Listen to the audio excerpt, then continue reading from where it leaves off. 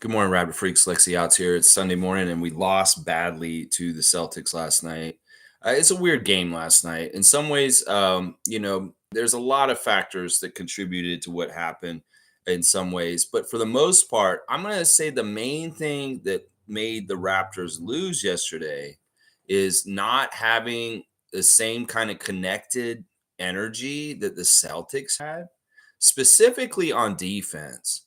Our defense was not good last night at all. There were a lot of problems with it.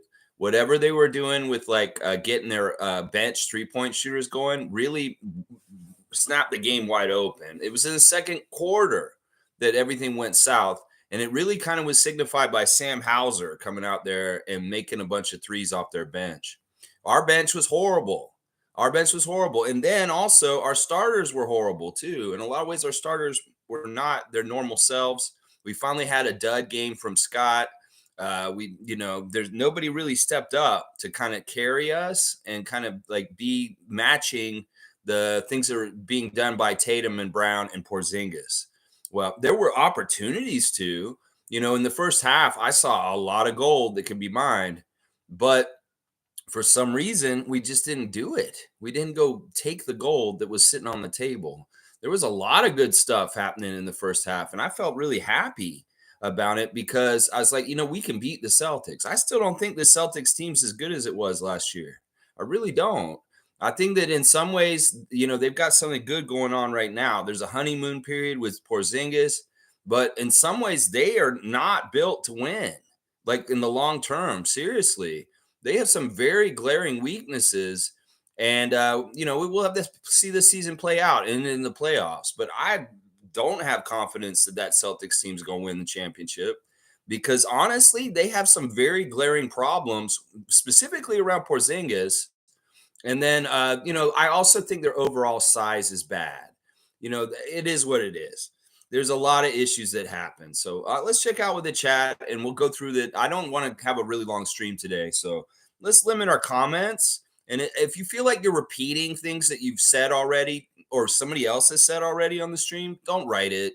Just leave it out because I don't want to do any duplication today. In some ways, it's just like it's not worth going over more than once. Let's just put it that way. Trevor J's here first. Commissioner Jay, the Trevor J Cup in-season tournament. That's right. Good morning, Raptors family. Happy Sunday. Happy Sunday to you. I wish it was happier. I was going to be okay with them losing to the Celtics, but not in that fashion. That was embarrassing. A rout was not what I wanted. I wanted a 10-point loss would be fine. Anything under 15 points would have been fine, but a rout was not okay. I wanted to win, of course. But I wanted to keep it at least close. They didn't do that, and it was a fail on both sides of the bench and the starters. It was just a fail. Chris is here. Good to see MSJ. I remember when the media would say Brown and Tatum don't fit.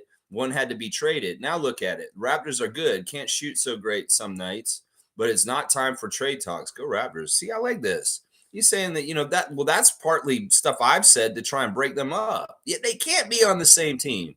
It's the same thing that people say about us going the other way. There was a lot of fishy shit about last night that I did not like. First of all, I knew right away something was up when I saw Sam Mitchell calling for TSN right at the beginning. I was like, man, I thought y'all got rid of him. But of course, we're on stateside, and this guy's over on the States, and he's familiar to our audience. So you fucking dragged him out for the game last night in Boston. I hate that. I wish y'all had just fired Sam Mitchell. In some ways, him showing up last night was a harbinger of doom. And I don't like Sam Mitchell, TSN, and a lot of people don't. And we don't want to see him on our Raptors broadcast. It's fine. He's a former coach. He has a history with us, but he's a dick. And we don't really want him around our team or covering our team. I don't know if the NBA told y'all he had to cover the game today or something. I don't know. But in some ways, y'all need to get rid of him. Seriously. Things were much better. He even said it at the beginning of the broadcast. Finally, I'm back. Fuck you, Sam Mitchell. We don't want to see you. That's why you haven't been called to come in. And the other thing that pissed me off right from the start, and I was like, this is messed up. They had the Raptors wearing red, white, and blue warm-up shirts. They're the Canadian team. I don't understand why the NBA continues to make Toronto Raptors gear in red, white, and blue. Like, seriously, why do y'all do that? We had Remembrance Day yesterday also. We wore poppies. We do things for that up here on 11/11 also. You could have made those warm-up shirts in red and white to symbolize the Canadian flag and the veterans of our country also. But no, you didn't. And thank God the coaches didn't have to wear a red, white, and blue Raptors logo on their coaches' outfits because they had them on the other side for the Celtics. Thank God y'all didn't make them put blue on a Raptors coach's outfit. That's ridiculous. I get it. The NBA is American, and a lot of the players are American and stuff like that. It still doesn't look right. Raptors gear with red, white, and blue on it. And it was kind of ridiculous to see those guys wearing those shirts ahead of time. That's part of the underlying subliminals that make people discount us and not respect us. And there's a lot of people in Celtics Nation talking out of pocket right now after that game last night. Yeah, we need to show them. We need to show them, seriously, especially with what happened at the end with that coach's challenge and Coach Joe. Yeah, and Celtics Nation said, well, you're just going to get your ass beat on Friday too. Well, we have some impetus to come back and fuck you all up for fucking disrespecting us. Seriously, for disrespecting us like that.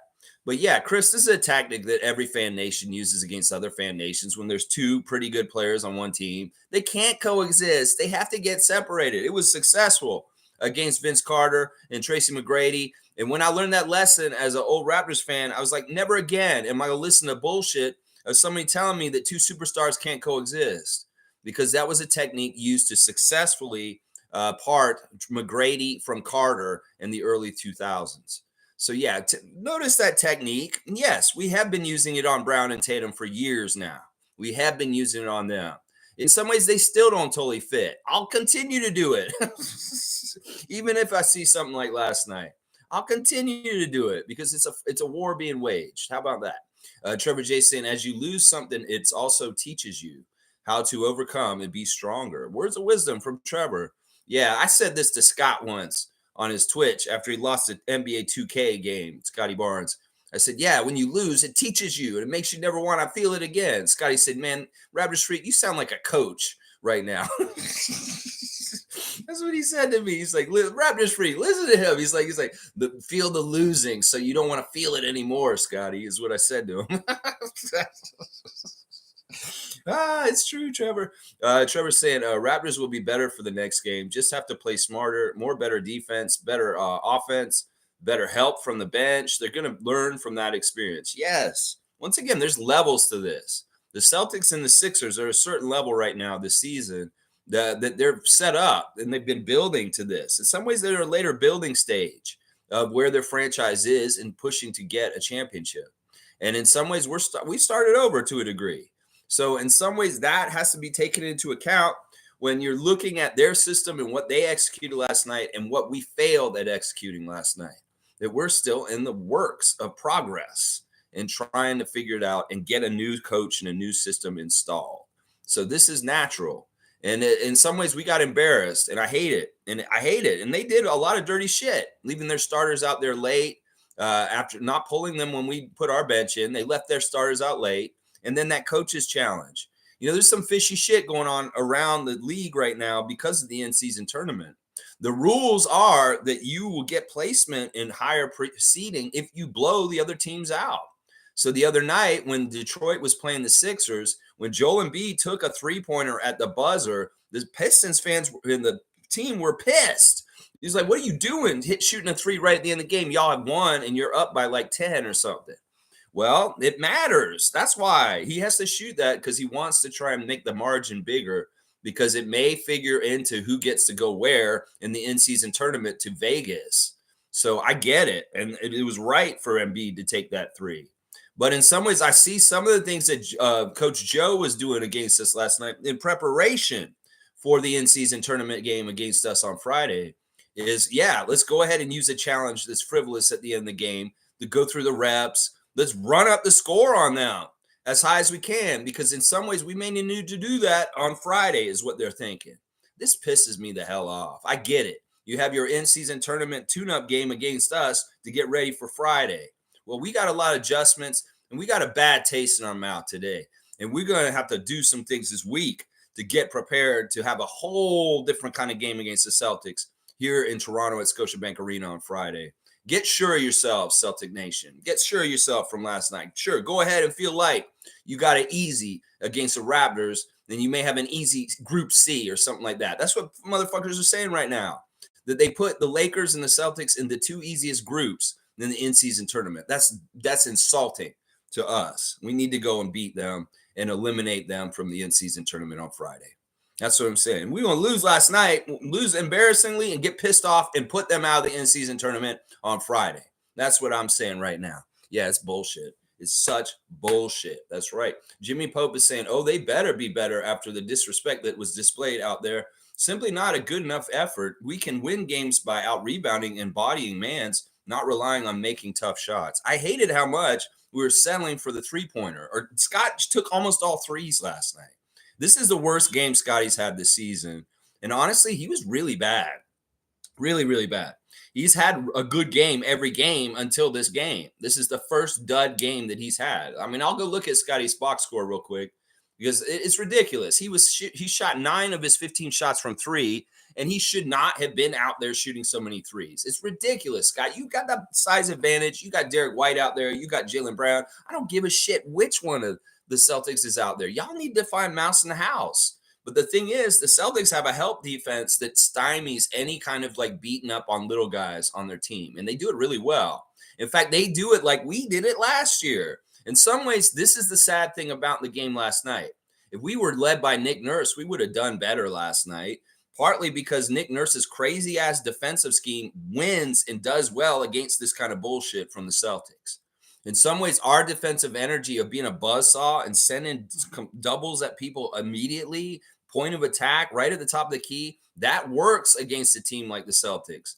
Staying home and doing weird stuff, they even got confused about who was supposed to be guarding who because the sizes of the teams were very different. At one point, Precious wasn't sure who to guard when he came in off the bench. And he finally found, oh, you're supposed to be guarding Drew Holiday.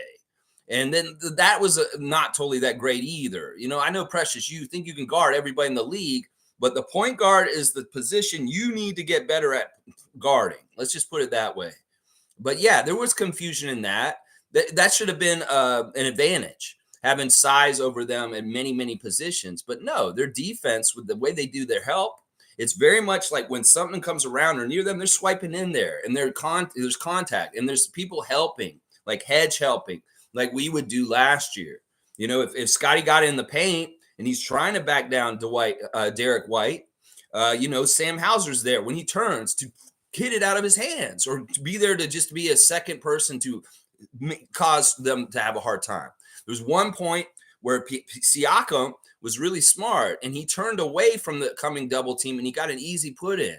That's what we need to do, Raptors. In some ways, y'all are just playing half-assed and not with your heads. You got to really think and calculate. It's like a puzzle. You got to look at the puzzle and solve it. And in some ways, Siakam recognizing the double team's coming from my left and I should turn right towards the basket is solving the puzzle. And there's not enough solving of the puzzle. Meanwhile, they're solving their puzzle every which way against us. So that was part of the problem. That their defense was more like our defense last year with help and putting hands in there and deflecting and just messing things up. And meanwhile, we're playing them straight up and they're using an offensive system that's freeing guys in really interesting ways. Like Porzingis just absolutely getting left at times and just getting dunks.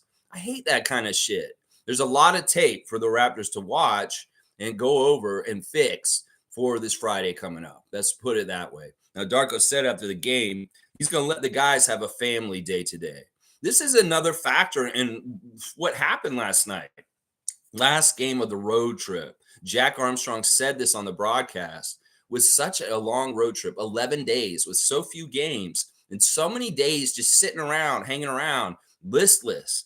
You know, you get to that last game of the road trip, and you're looking forward to seeing Ellen and the kids. You're looking forward to being back in Toronto in your own house with your dog named Cardi. And in some ways, that is like the finish line. And maybe you get ahead of yourself and you don't really take care of the last game because you know you're going back to Toronto later that night, finally, after 11 days away. So, you know, that is a factor in some ways. I'm not going to blame it because in some ways it's stupid to blame that because you got 2 days rest and they played last night on a back-to-back. So it's like it's ridiculous. But in some ways, that is a calculated way. The NBA knows all kinds of ways they can give disadvantages to teams in the schedule. And I'm telling you right now, our schedule in the last week was just as insidious as it was as putting 4 games in 6 days at the very beginning of the season. Really, really fucked up. Really, really fucked up. And the rhythm was so screwy too. We came into the season with so many games so quickly, so compact, and then we have these all spread out on the road, and they're away from home, and they made the Raptors organization have to make a tough decision between 2 things. But one of them is go on the road for the road and stay on the road the whole time, or bounce back and forth between Canada and these other games. It's not like a road trip when it's like that. So it was really a screwed up road trip. And the other thing is it eats up a lot of our extra, they do the stats for the season and they look at, okay, well, they get 2 rest days. That ate up 3 of our 2 rest day periods for this whole entire season in an insidious way on the road. Like we would love to have 2 days off at home. And those count into the whole scheme of the whole season when they count it. They're like, oh, well, the Raptors have a bunch of 2-day rest days, but they were all on the fucking road on one road trip, is what I'm saying. So there's a lot of screwy, master work by the NBA schedule makers to fuck us over. Let's just put it that way. There really is. Jack was talking about it more. It's like, all right, now we're going to go home for this homestand. And it's nice because it's every other day. And, there's no back-to-backs really. But then immediately, they're doing weird shit where we have back-to-backs on the second night after an in-season tournament game the next 2 Tuesdays and Wednesdays. And it's like, we're going to go play Orlando, and then we got to travel to Indiana the very next day. The Indiana game is not in-season tournament, but the Orlando game is. And it's just really screwy. It's like, I get it. In some ways, y'all really don't want the Raptors to be good. And you're really trying hard to make that happen. I get it. You guys really make it hard for us with a really screwy schedule. Really, really screwy. All right. Yeah. Jimmy, I agree. They got the disrespect. It should make them motivated for Friday. I would hope. I mean, Darko looked really pissed. Really, really pissed. It's the picture for the stream. When he went over there, Coach Joe, whatever, call it a challenge. He said some bullshit after the game. He's like, I got to treat my bench guys like my starters. And I got to do what I would do for the starters for the bench. And I want to show that I have their backs. That's why I called that challenge so late. In some ways people say, well, you just drawing out a game and just making everybody just stand around and make Scott Foster watch cartoons over in the corner. I saw Dennis Schroeder come over there and say something to him first, saying, yeah, that's kind of bullshit. And then Darko came over and said something too. He said no comment after the game. He didn't tell us what he said, but I'm sure he said something. And, there's some smack talk there. I hope that Darko gets these guys motivated from this. That was disrespectful. And, whatever. It speaks more to the character of Coach Joe and what a piece of garbage he is. So, yeah, let's keep going. Naco the Nacho saying bench just wasn't it last night. Grady getting to the basket. All over Tatum. Oh, Oliver. I thought you wrote Oliver in there. I don't understand. Tatum was pretty cool. Getting the basket over Tatum was pretty cool. Oh my gosh. Hopefully Precious just needs some time. Yeah, first game back for Precious. I mean, it's understandable he's not going to be totally sharp. Gary being a late scratch, that hurt. That definitely hurt. Now, Monique is reporting in our Facebook chat late after the game that Scotty had broken his hand right before the game, per sources. I don't know where the sources were. I can't confirm her report, but I will say this. Scotty did hurt his hand a couple games ago. I don't think he broke his hand yesterday. I think he's been dealing with a messed up hand for a while. There was a game a couple games ago where he hit his hand. He was holding it. Do y'all remember that? I didn't bring it up because I was hoping it would just go away and it wouldn't be an issue. He's like, okay, he hit his hand. He's going to be fine. I'll ignore it. But I did take note in a game, I think it was San Antonio, that he hit his hand and he was holding it for a couple trips up and down the court. So there's definitely something wrong with Scott's hand. And I do believe this, but I don't know if it's broken. That seems a little extreme. They probably would have told us that and maybe would have done something about it. But yeah, broken hand, that's really, that's not a one-day injury like people are saying. He'd be ready for the next game. I don't know, man. That's crazy if he's broken his hand. I think he just hurt his hand really bad. But yeah, his shooting was not good last night because of that. But really, partly was because he was settling for the outside. I don't know why these guys didn't do mouse in the house all day long last night. They really should have. They really, really, really should have. All right, let's see. Jimmy's saying, especially if we haven't been making them that game, no excuse to go down near 40 to a team that was on a second night of a back to back. Yeah, I mean, we can't look at the Celtics as being a normal team right now. In some ways, there's a lot of things about them that are being pushed up, and they're doing really well. I mean, they're executing very well. Once again, a lot of their core has played together for a while, other than Drew and Kristaps. So they know each other pretty well for the most part as a whole. So it is what it is. Jimmy, I don't want to make it sound any worse by highlighting that they were on the second night of a back to back, but it is true. They were. And in some ways, they should have looked more tired than us, and they should have had less energy than us, and we should have had better energy. But once again, Jack Armstrong said, we see the finish line of a road trip. Maybe we end the road trip mentally a little too early, and we have one more game to finish before we get on the plane and come back to the 416 later that night. Yeah, it's annoying. It's really annoying.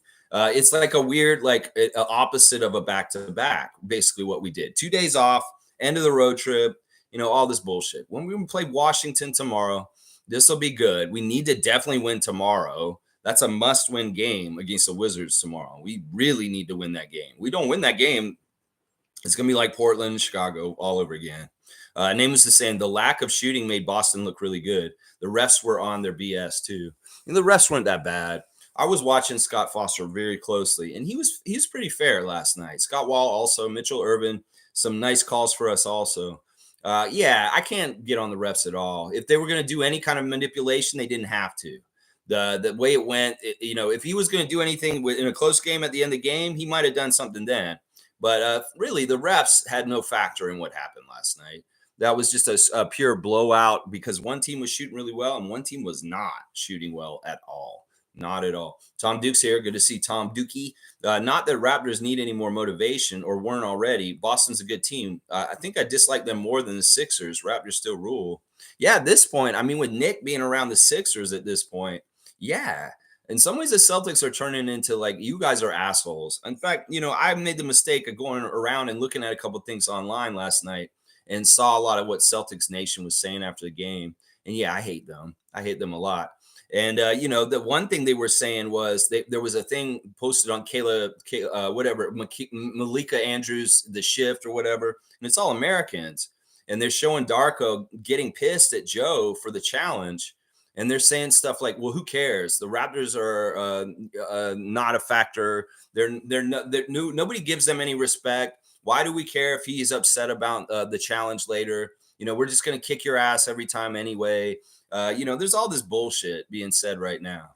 In some ways, it's really disrespectful, that challenge call. But in some ways, I get it. Y'all's side is, oh, they need to do this. Whatever. You can say whatever the fuck you want. It is what it is. Jakob saying at the end of the game, he wouldn't have done it. And, that he really doesn't care is what he said. So let's see. Tom Duke has got new look in Darko after that challenge call. Yeah, he looked pissed. And this is something we want to see. We want to see the range of emotions that our new coach can get to. And one of them last night was like disgusted. Disgusted. Jimmy's saying we definitely have more fight than what we showed last night. I can tell you that. Yeah, this wasn't the best version of us. This may have been the worst game we played all year. And I'm counting like that debacle in Chicago. I'm counting the really stupid loss to Portland, although Portland played better after they played us and won some more after us. So it's not like they were, totally horrible. I'll do my 3 stars real quick, even though I really, in some ways we don't really deserve 3 stars. Poeltl is my number 1 star for yesterday. We saw him really early on, very effectively used against Porzingis. This is where I saw the weakness in the Celtics.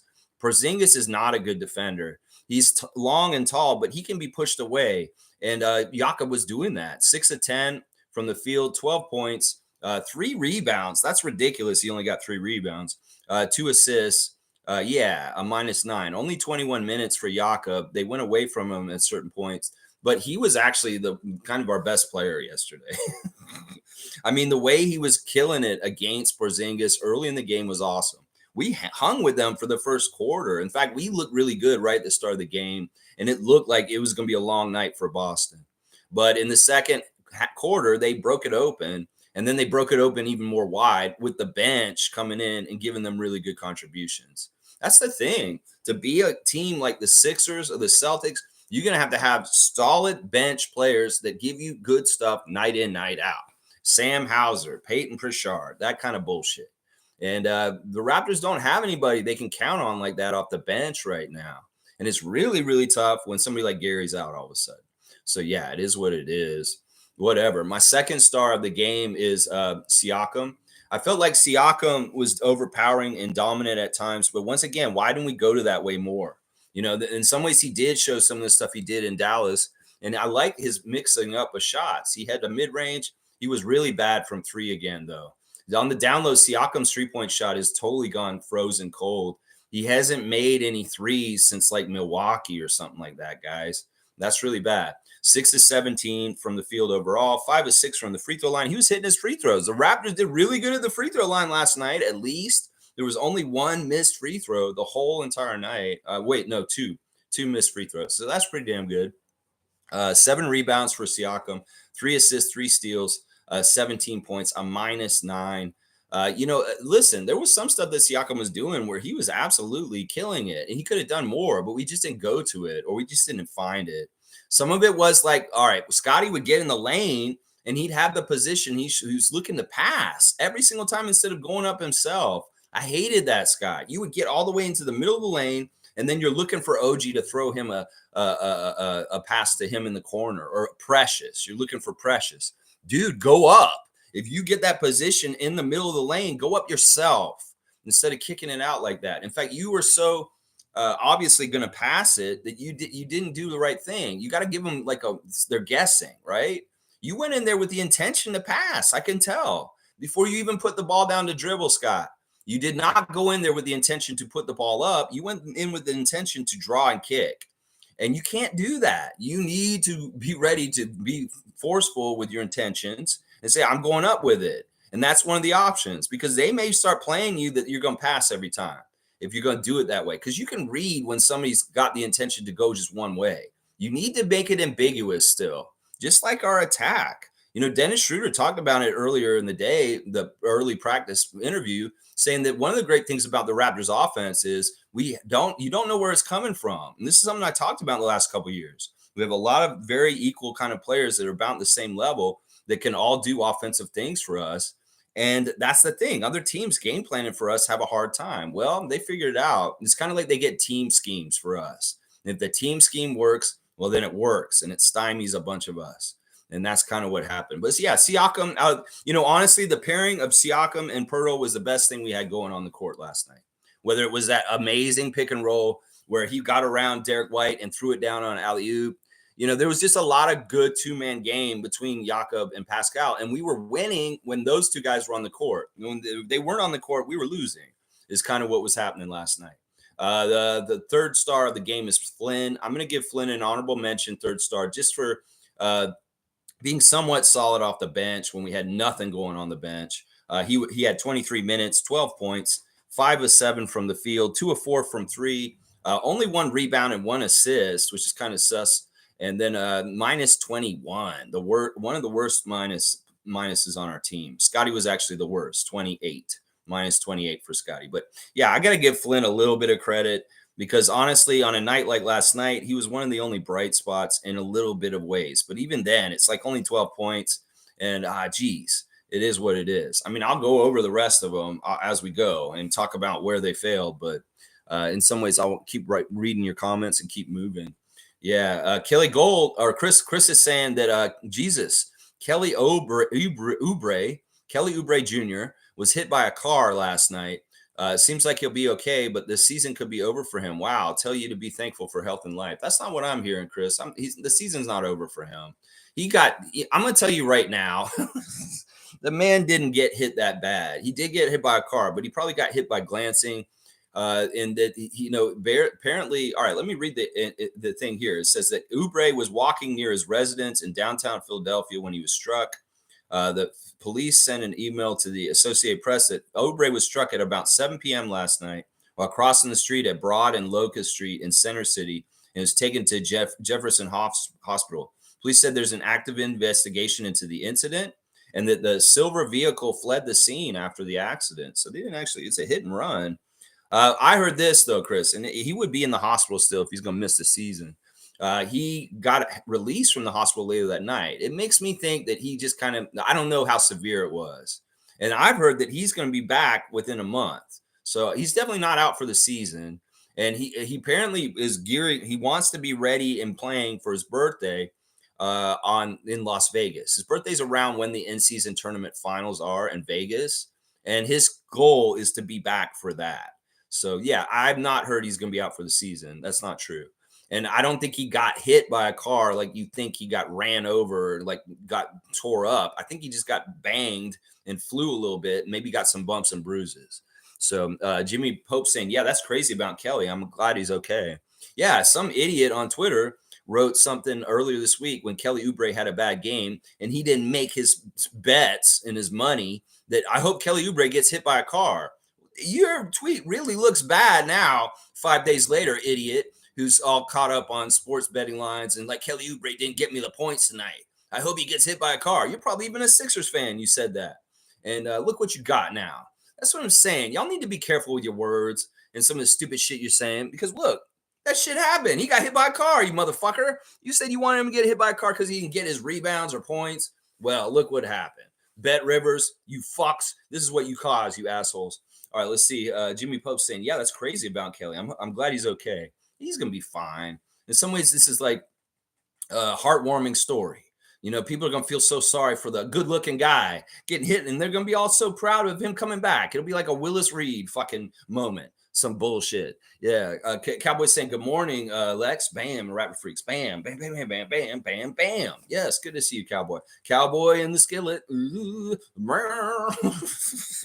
All right. Chris is saying, and yeah, there was a deer in the headlights feel about the Raptors last night.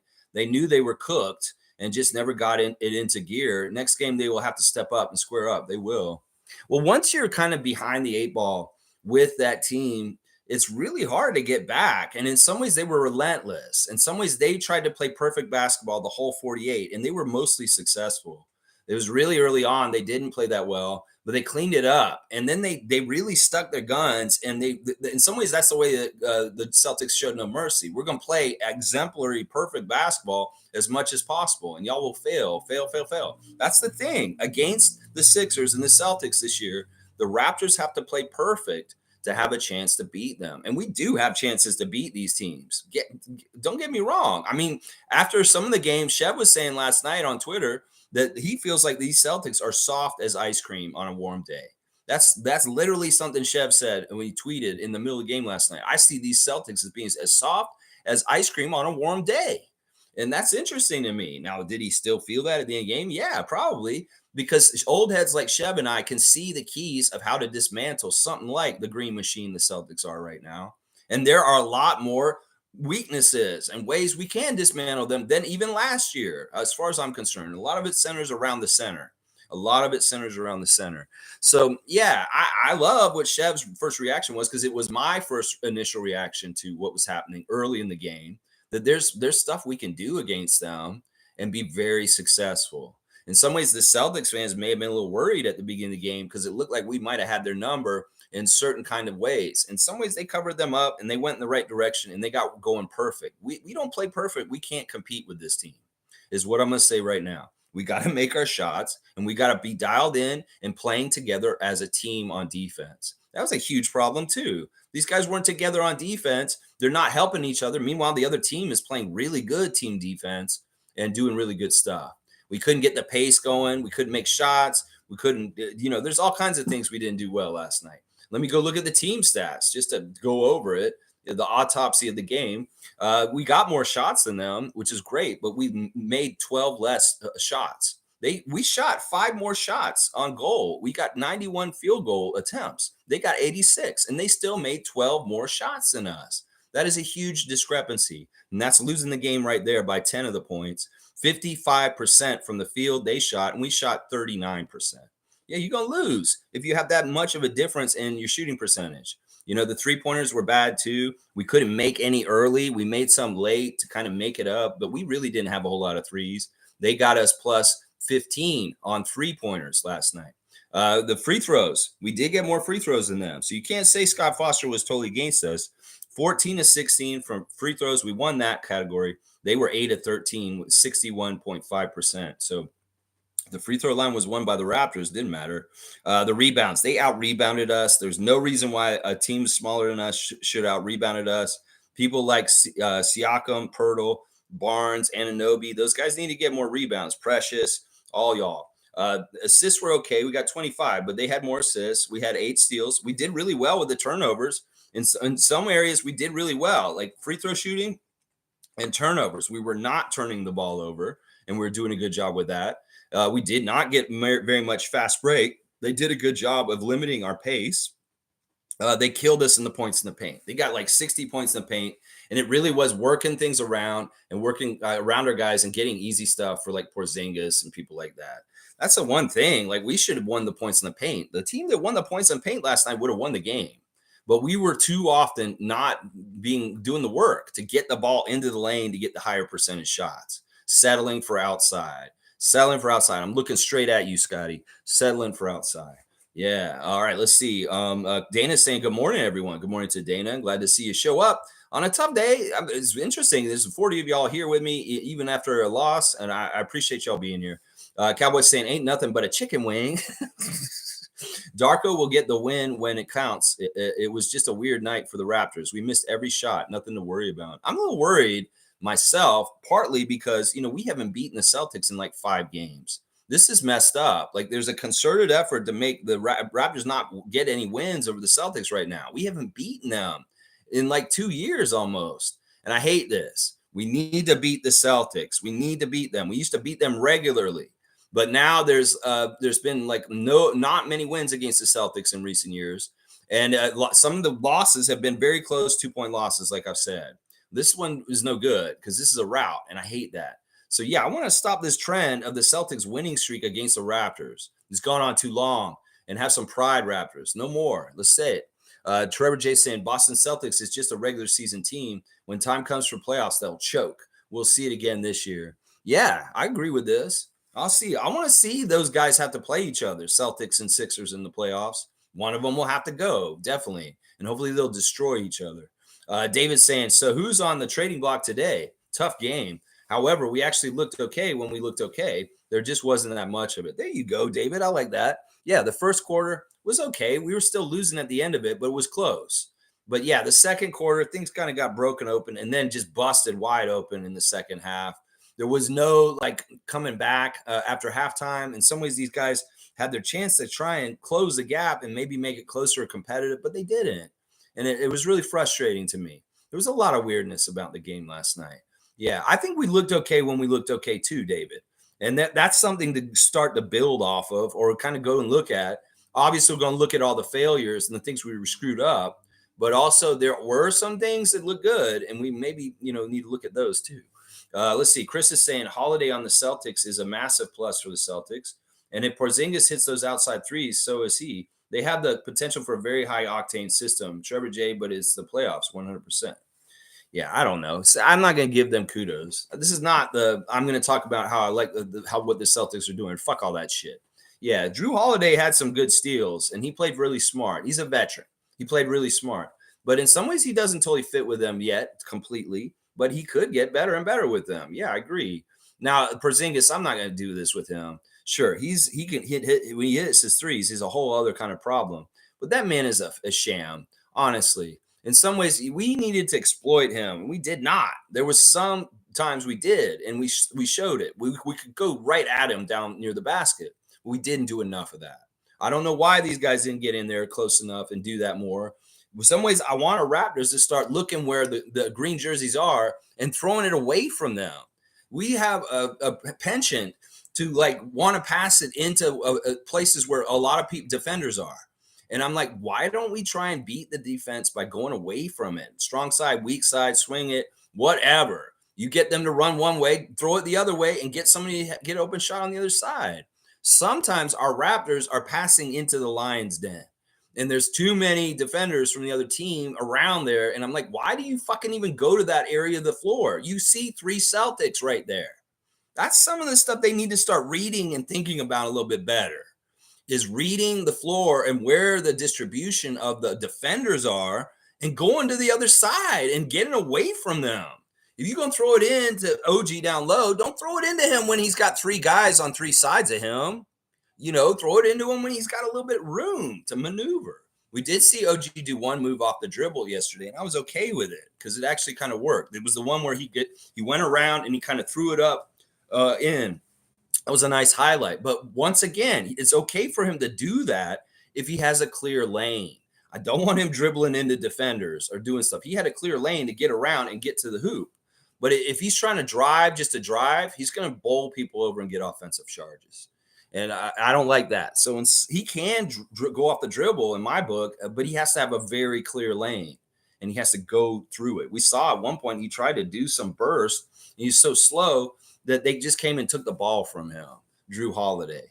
So, yeah, it's annoying. Cowboys saying, we good. Let's go Raptors. That's right. Let's keep the positivity up. Listen, it is what it is. It's one game. Move on. We get the next game against Washington tomorrow and then Milwaukee on Wednesday. That's right. Fiercely saying, good morning, fam, and happy Sunday. I saw a few defensive gaps yesterday. We still have stuff to iron out. I truly hope the team takes the loss personally and it motivates them for next game. Yeah. Yes. And yes. And yes. Let me go look at their stats, how shitty they are a little bit more. It's particular players. We'll start with OG. OG was 3 of 13. That's absolutely horrible shooting. 2 of 8 from the three. He did finally make a couple threes at some point. 3 rebounds, 2 assists, 1 steal, minus 26, 8 points. And the sad thing about OG is he didn't do it on either end. He didn't stop the other guy. He didn't stop Jalen or Jason. No, he didn't. They went crazy and got theirs. They got their points. That's part of the problem. And then he didn't score anything himself. So OG had one, in some ways, our guys had their worst games altogether. I'll say this right now. OG had his worst game this season. Scotty had his worst game this season. Dennis had his worst game this season, all last night. All last night. You had 3 of your starters have their worst games of the season all in the same game. And that's what I'm saying. So OG didn't stop either Jalen or Jason, and he did not score either. A minus 26. Really, really bad. And I'm seeing that these guys didn't even stat stuff hardly. I mean, these guys normally, if they're not going to score, at least they stat stuff. Get a bunch of rebounds, get some assists, steals, and blocks. No, didn't even do that. And he didn't even get to the line once. Scotty, 29 minutes, 4 of 15, 2 of 9 from 3. So very similar stat line to OG, 10 points, a minus 28, the worst plus minus on our team, 5 rebounds, 4 assists, 1 steal, 1 block, 1 turnover. So a 4-to-1 assist ratio is pretty good, but could be better. Yeah, Scotty selling for the outside, just not putting his impetus on the game. In some ways, I felt like, once again, Scotty was waiting for the second half. The first half, he's kind of letting other guys take over and get things going, like Siakam and Poeltl. And then in the second half, we've seen this pattern in the last week. He'll turn it on and he'll try and score way more in the second half. But he didn't get even that chance because it became that route. And it was too late, too little, too late. Scott, you can't wait till the second half, bro.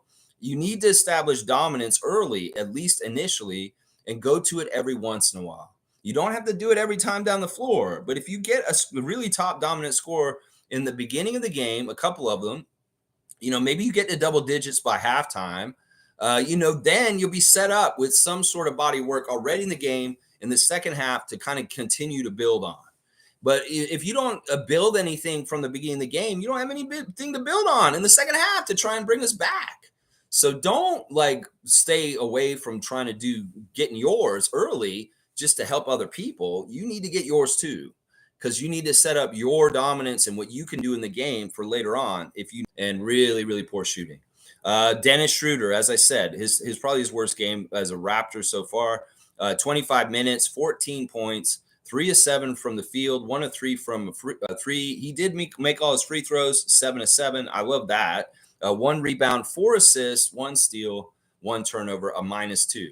The glaring things are the assists. That Dennis has been getting tons and tons of assists, like crazy for us. He'll be getting almost 10 assists in the first half.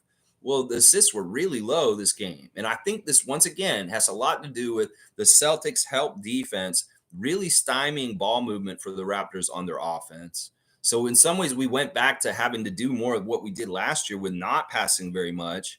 I don't know. In some ways, I don't like how Dennis did not get engaged in the game and get his teammates engaged. In some ways, he kind of like, I don't know, maybe he was focusing a lot of energy on defense. Maybe he just was off. Maybe he was looking forward to seeing Ellen later that night. I don't think that's what it is. He's an ultimate professional, and he really does keep himself prepared in the right places. I think it was just a dud game by a couple of our guys all in one game, and it really made us look bad with the timing. So yeah, with the starters, the only two that I really liked last night were Pascal and Jakob. The other three were like really not good. They weren't their normal selves at all. Monique is here. Good to see the super fan, Monique Lawrence. Good morning, Raptor family. Plain and simple, got to be better in the second half. Second quarter, not just play great in the first quarter. Yeah, Mo. These are You got to have some pride. In some ways, that's what disappointed me. We haven't really had a game like this where we felt like this year yet. There's been disappointing games for like close games, but not a rout like this. We haven't been routed this year yet. This is the first rout we got, and it's bullshit. And in some ways, the Raptors need to show pride and say, yeah, I'm not having this. This is not cool. We don't like this, and we want to change it by the end of the game. Tristan's here. Good to see Tristan Phipps. I saw a lot of very ill-advised shots and a lot of missed shots right at the rim. Yeah, Poeltl was great, but he still, like, some of the shots just fell out, and they were right there. In some ways, if you looked at Poeltl's shot chart, it would be all right near the basket, and some of them would be misses. And some of those were like agitated by the Celtics defense, but some of them could have just easily fell in too, and that would have helped things. But the real problem was the selling for threes when they had a smaller team they were playing against, and they should have been doing mouse in the house. That's the thing that pissed me off the most, is like at some point that's just lazy playing like that, where you just take a lot of threes and you don't try and work the ball into the paint at all. In fact, that's probably a lot of what Darko's telling them today. Y'all didn't do your paint touches last night. Y'all didn't do your paint touches last night. You're supposed to get to the paint and touch it. That's one of the things I want from y'all. And y'all didn't do that. There were a lot of times where, even you did get in the paint, but you weren't looking to score, Scott. You were looking to pass. That's what I'm saying. That's not good. Fiercely saying we're still learning to gel, and I'm positive we will be better. Unlike the Clippers, who have 4 stars who clearly don't fit. What a mess. What a mess. And they're all aged. You can't teach those old dogs new tricks. They're going to be exactly who they are. Maybe they'll figure it out. I don't know. In some ways, I don't care. It's that they're dumpster fire to deal with. We're learning to gel. And in a lot of ways, we're a work in progress. We'll get to see the Celtics at different times this season. We do get to see them near the end of the season. It's spread out a little better than last year.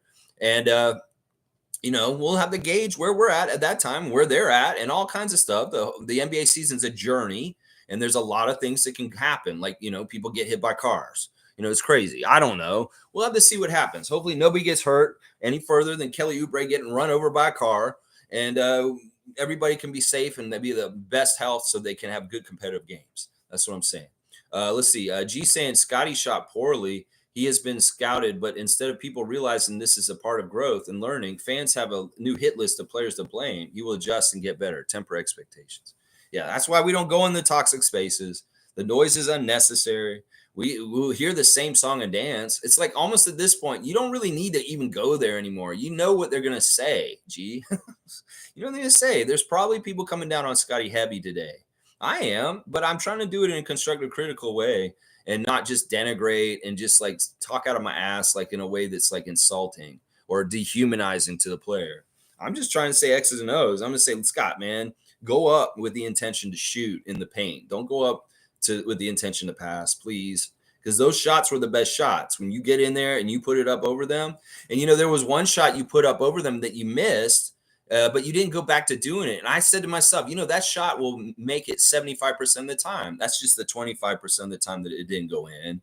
And it's like, go back and do that shot 3 more times. You'll make it every time. So that's the thing. Percentages. You got to think percentages, Scott. What's your 3-point percentage? Okay, it's probably around 35. Right around there, getting closer to 40. But your percentage within 5 feet of the basket is like 80%.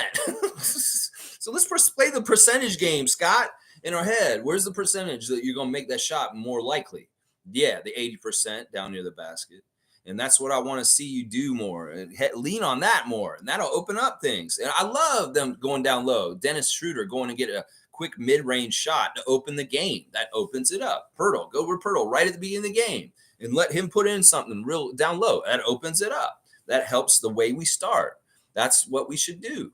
And in some ways, well, if you're having trouble scoring again, you should think about it as we're starting the game over. So we need to go back down low and establish down low again with a mid-range shot from Dennis or a shot from one of our guys in the low post. That's the whole thing. With Matt Devlin's going, oh, the Raptors haven't scored yet in this quarter, or the Raptors haven't scored in the last 3 minutes. Fucking go to the low post, go down low and get a high percentage shot and break the seal on the non-scoring time period. Yeah, that's what I'm saying. That's just, come on now. You guys can work it in there and get it down there. You have a good enough team. Come on now. That's right. Let's see. Fiercey saying, okay, I read that one. And I read that one too. Seymour's saying jet lag for sure. They left their legs on the plane. It's okay. Great road trip. Stay confident. We got this. This is a good way to orient it. I don't know if it's jet lag. They were in Boston for a couple days already. But it was definitely maybe fatigue from a long trip away from home. I mean, it really is kind of really messed up what they did. But yeah, this was a good road trip overall. We got to keep it in perspective. It's a 500 road trip. We got beaten by 2 Atlantic Division teams that are really, really good. But we went to Texas and we won both our games against the Western Conference and very good games. So it's a successful road trip as far as I'm concerned. We were even. We would have liked to have won 3 out of 4, but I'll take 2 out of 2, especially considering the road trip. Wemby, Luka, the Celtics, Nick, and fucking Sixers. 2-2 after that road trip. That's all right. That's all right. And a casual fan may be pissed. Like, hey, 2-2. Motherfucker, look at where we're at right now. And getting 500 on that road trip was actually an accomplishment, like Seymour's saying. Most saying Pascal looking like himself now, even in a loss. Happy for him, even in a loss. 17 points. Yeah, I thought Siakam was okay. But once again, when we're in bad trouble, he's not the kind of guy who's going to say, I'm going to put you all on my shoulders. I'm going to carry us. That's what pisses me off about him the most. Scotty, didn't get the chance to do that last night. But in some ways, Siakam was set up. He could have been maybe trying to carry us. But he didn't try and go take that baton to a degree. So, I mean, he did good stuff last night. And I'm not dissing him or kicking him like a lot of people are these days. But in some ways, I could also say, if he's the only one who's got anything going good, we needed him to step up and carry us more. Let's see. Stargate saying, good morning, Raptor Freak family. Seems like the Raptors were too passive last night.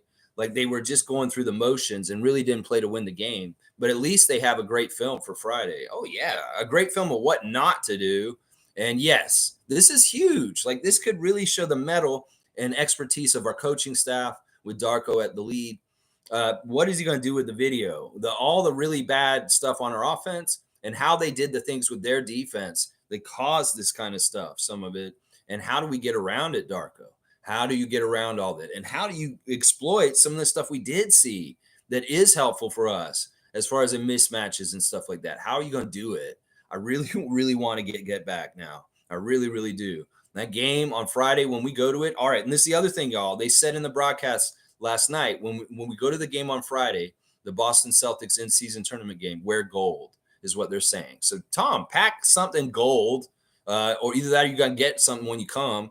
I have a feeling they'll have gold shirts in the seats for that game also. So if you don't have something gold, you might want to put something gold on. But, yeah, they want you to wear gold, all gold for the Friday game against Boston crowd. So spread the word. If you're going to that game like we are, wear your gold is what they want us to do. Yeah, I'll agree with this, Stargate. We were way too passive. And in some ways, I hate that, especially when it's against a team on the second night of a back-to-back. We should win the energy matchup and getting to the balls, the loose balls, and all that kind of stuff because the other team should be tired. But that didn't happen. Fiercely saying, yep, I do remember Scotty holding his hand awkwardly. He hit it on something or somebody hit him. And for a couple of trips up and down the court, he was holding his hand for a while. And I think that this is a lingering injury that's been going on this week. Now, it didn't really matter against Dallas, but it may have showed its ugly head last night as far as affecting his shot. So, yeah, Trevor J saying Giannis had another 35 points, but wasn't enough to beat the Magic. Yeah, that's ridiculous. Something's not adding up for the Bucks right now. And it may be that they lost some people. And it also could be that like Dame Lillard is like so important to them to be successful, and he hasn't fit in yet. He hasn't totally gotten acclimated. You're not getting the best stuff out of Lillard, and that may be part of the reason why the Bucks are struggling so bad right now. They got to get Damian Lillard healthy first of all, and then they also need to get him like integrated where he fits with what they're trying to do. But yeah, I'm not surprised by this. It's the NBA. Any given night, any team can beat another team, and the Magic just proved that against the Bucks last night. Stargate saying we should have played the same defensive scheme we did with San Antonio on Boston. I feel like, listen, this is something we just didn't have. There was an energy we had after halftime against the Spurs that really kicked ass, and we carried it on into Dallas. Well, we lost it between Dallas and Boston.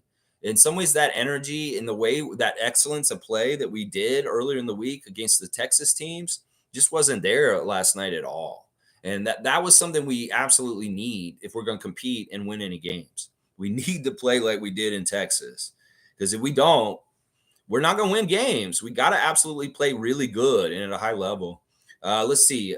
David's saying Joe looked like a little puppy who had been hit by a car after Darko told him what he thought. Fuck Boston, fuck the NBA, and fuck Joel. We'll be fine. David, your barrage of F-bombs is always very endearing to me.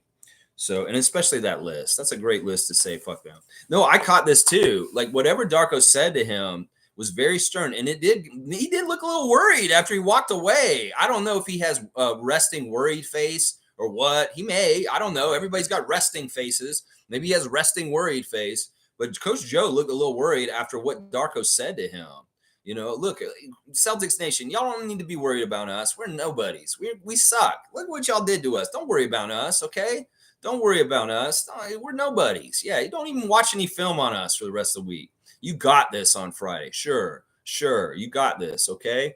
Yeah. I want to see them get really overconfident on that bullshit. Yeah. Jimmy Pope saying, right, G? Right, G? Yeah. I hate giving Celtics any credit, but they have solid depth and 3-level scorers in defense.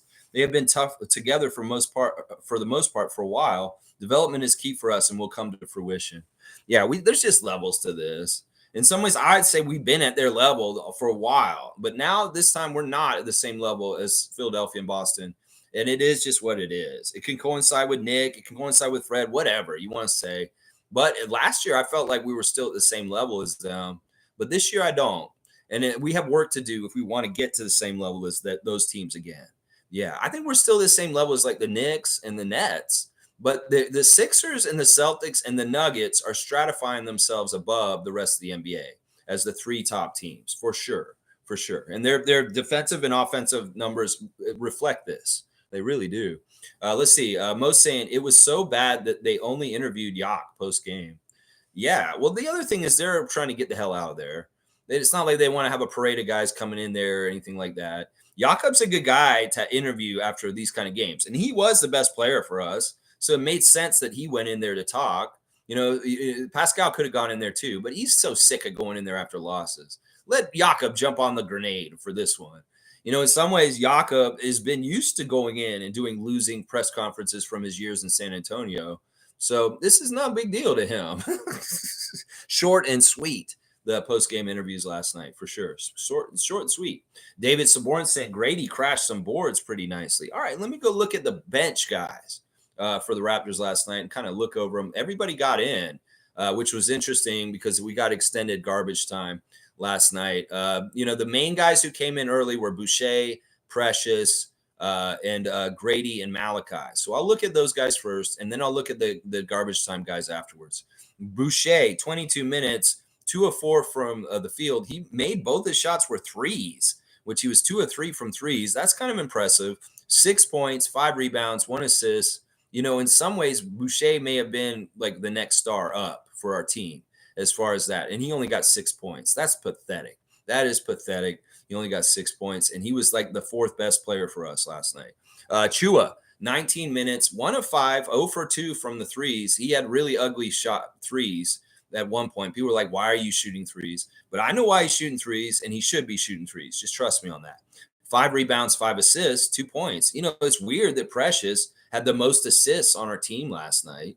That is weird to me. Out of all the guys, Precious had the most assists. That says something. So in some ways, I like Precious for stat stuff. And if he was cold, for not making shots for having his first game back from. He was gone for a while, y'all. He's been out for like 2 weeks. And, him coming back and providing assists and rebounds, even though he didn't make his shots, I'll take that. In some ways, I'll take that. But yeah, he didn't look sharp, and he's going to need a tune up and more time to get back into rhythm, obviously. Flynn, as I said before, he was one of my stars. He was actually the best bench player, even though he had the worst plus minus. And Grady coming in 1 for 4, missed both his threes. He made both his free throws. 1 rebound, 1 assist, 4 points, a -4. Yeah, that's no good. Even Grady, like, it's good. The rebound, like you said, he's running out there. He's doing stuff. He made the layup over Tatum. There's some stuff that Grady did, and he didn't look like he didn't belong. But in some ways, once again, I feel like he should be down with the 905, who incidentally are playing today at 2 o'clock, y'all. They're having their home opener out in Mississauga at the Paramount Food Center. 2 o'clock is the tip-off time. So if you guys want to watch Raptors 905, they're playing today against the College Park Hawks. And here's a refs for the game today. We got Charles Watson as the crew chief. He's number 60 for the refs. Ryan Sassano is the referee, number 71. And the umpire is Jafar Kinsey, once again, number 38. So we get the same third ref from the other night against Long Island, reffing again tonight. An all-male crew once again. And if you want to watch some Raptors 905, 2 o'clock is the tip-off today. So be ready for that. Not too long from now, a couple hours from now. So, yeah, all right, the end of the bench, guys, that got in late, Thad, Jalen, and Garrett Temple. Nothing really impressive from them other than Thad was kind of trying to do stuff late. He was a +6, 4 points, 2 assists, 1 rebound, 2 for 3. In some ways, this is Thad being able to get his points per game looking okay because he doesn't play. This is the first game he played, so he's got 4 points in one game. So, but I thought Thad looked real steady. He's a break in case of emergency. It's interesting that they played him that late, but I guess they just want to get him some time out there and dust him off real quick and see how he's doing. Jalen McDaniels missed all of his shots once again last night, which is disappointing. 1 rebound, a +2 though in 9 minutes. He did get the garbage time, and it's always nice to see him out there running with Malachi since they're such good friends. But man, McDaniels, we need to start showing up in the regular season and not just in the preseason. Garrett Temple out there, he was fine, solid, just kind of like Thad. 1 for 2, 4 minutes, 2 points, 1 rebound, 1 steal. He did get a really nice steal. He was a +6. So yeah, those end of the bench guys that came out, it's funny because they're such old vets. They did okay. In some ways they were actually the best out of the 3 lines. Between the starters and the bench, the third line was the best in some ways. Yeah. G saying exactly. Scotty wasn't even looking at the rim at one point. He did this a few games last season too, and would hand it off to Fred. He will watch film and they will work on that. Darko will help. One of the things that good defenders do in the NBA is they look at where people are looking. Like they look at where they're looking with their eyes. And if you're giving the tell that you're going to pass, they're going to play the pass. If you're giving a tell that's kind of ambiguous and it could go any which way, then you still got them guessing. And that's part of the problem, Scott. In some ways, you're showing your hand when you go too quickly in a certain way. I could tell you were looking to pass when you went into the lane those couple times when you did pass it.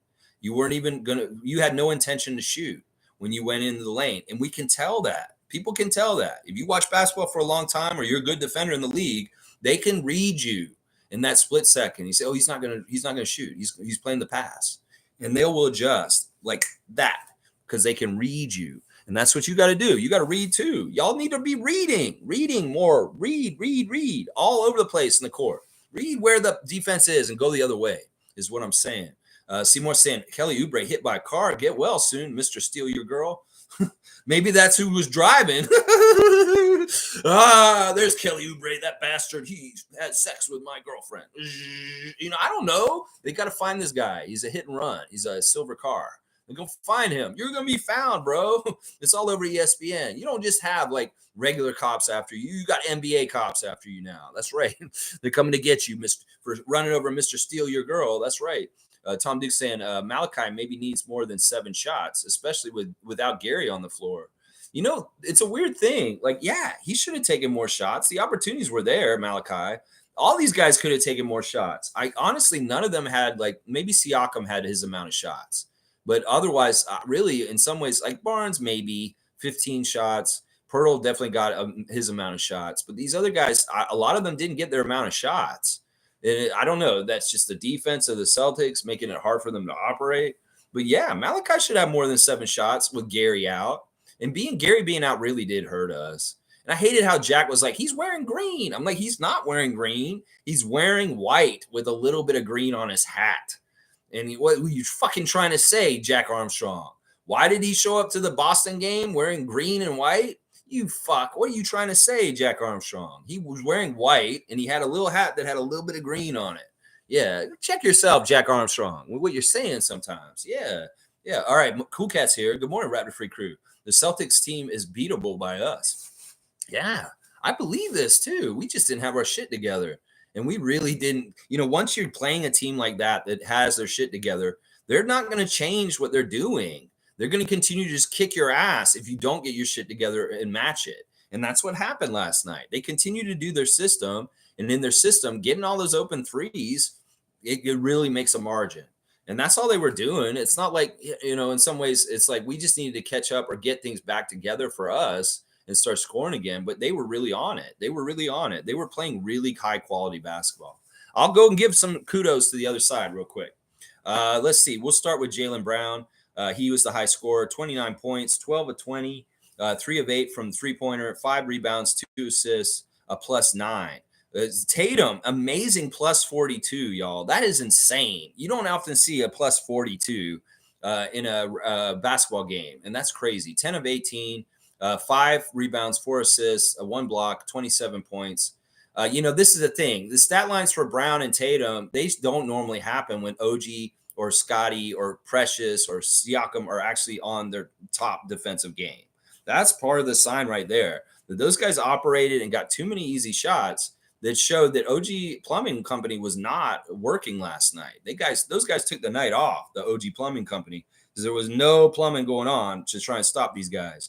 Porzingis, 9 of 14, 3 of 7 from 3, 7 rebounds, 3 assists, +12 with 21 points. Yeah, he hurt us.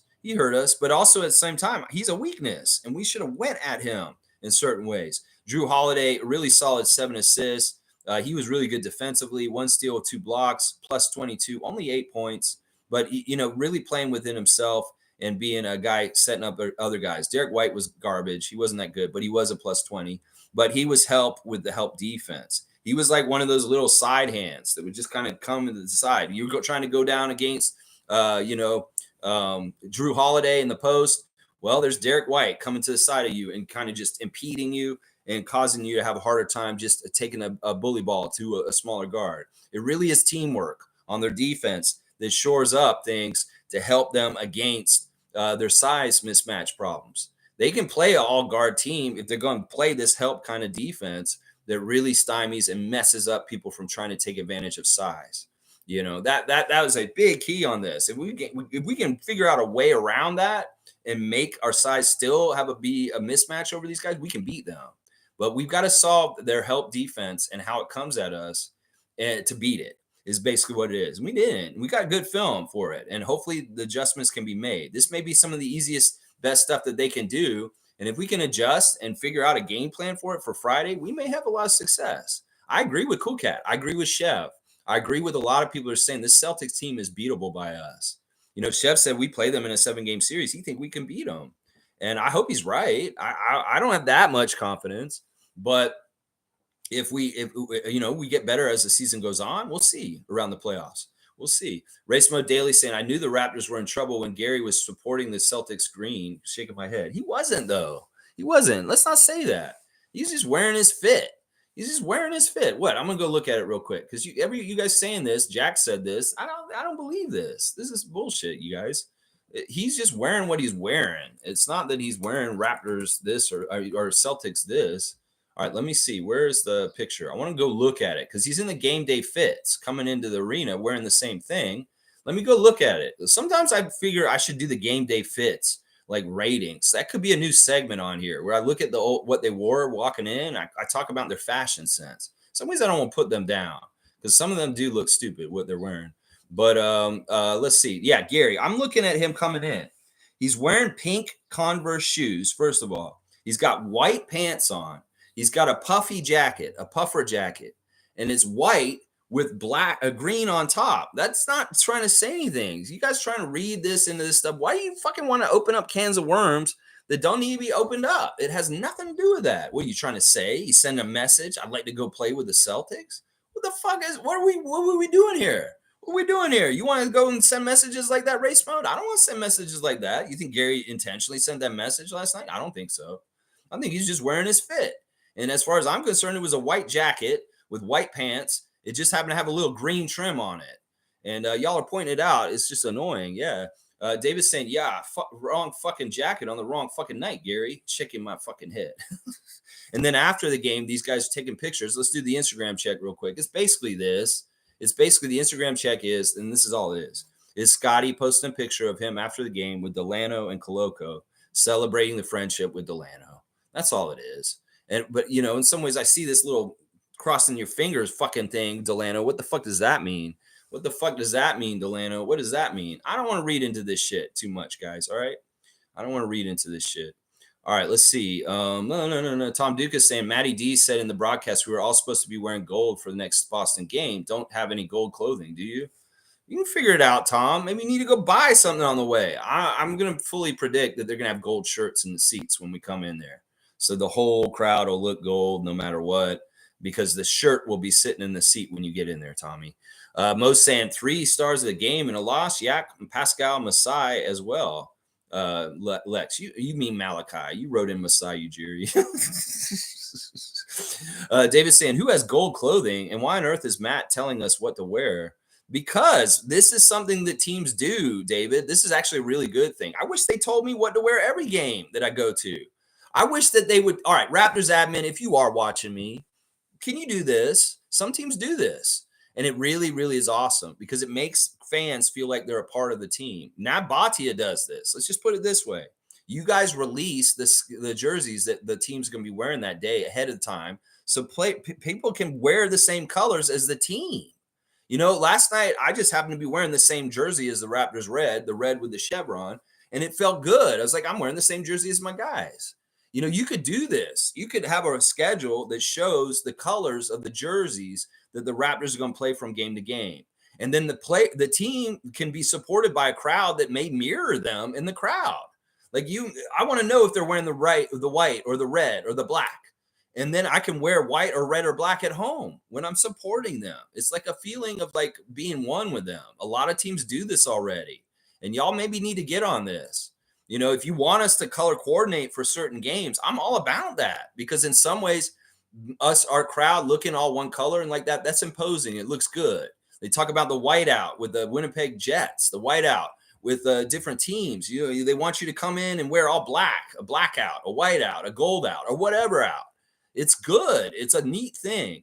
David, you don't want to listen to Matt Devlin telling you what to wear? Then don't. He's like, I don't give a shit what Matt Devlin wants to wear. I'll just come down there. And you're like, who the hell has gold Raptors gear? Well, my friend Stevie Roots has a gold Raptors hat with a red emblem. He has the perfect hat for the game this weekend. He wears it all the time, a gold Raptors hat. I'm like, Steve, where did you get this gold hat? He's like, man, I just saw it in the store. I had to get it. This is a gold hat. I'm like, okay, so there is gear out there like that because I've seen it. Stevie's got the hat. So, but yeah, I'm pretty sure the gold shirts will be in the seats for Friday. But I'd love if y'all did this, Raptors admin, coordinate with the equipment managers and find out what their schedule is for which jerseys are which nights. And then our fans could start coming to arenas mirroring the colors that their jerseys are at games.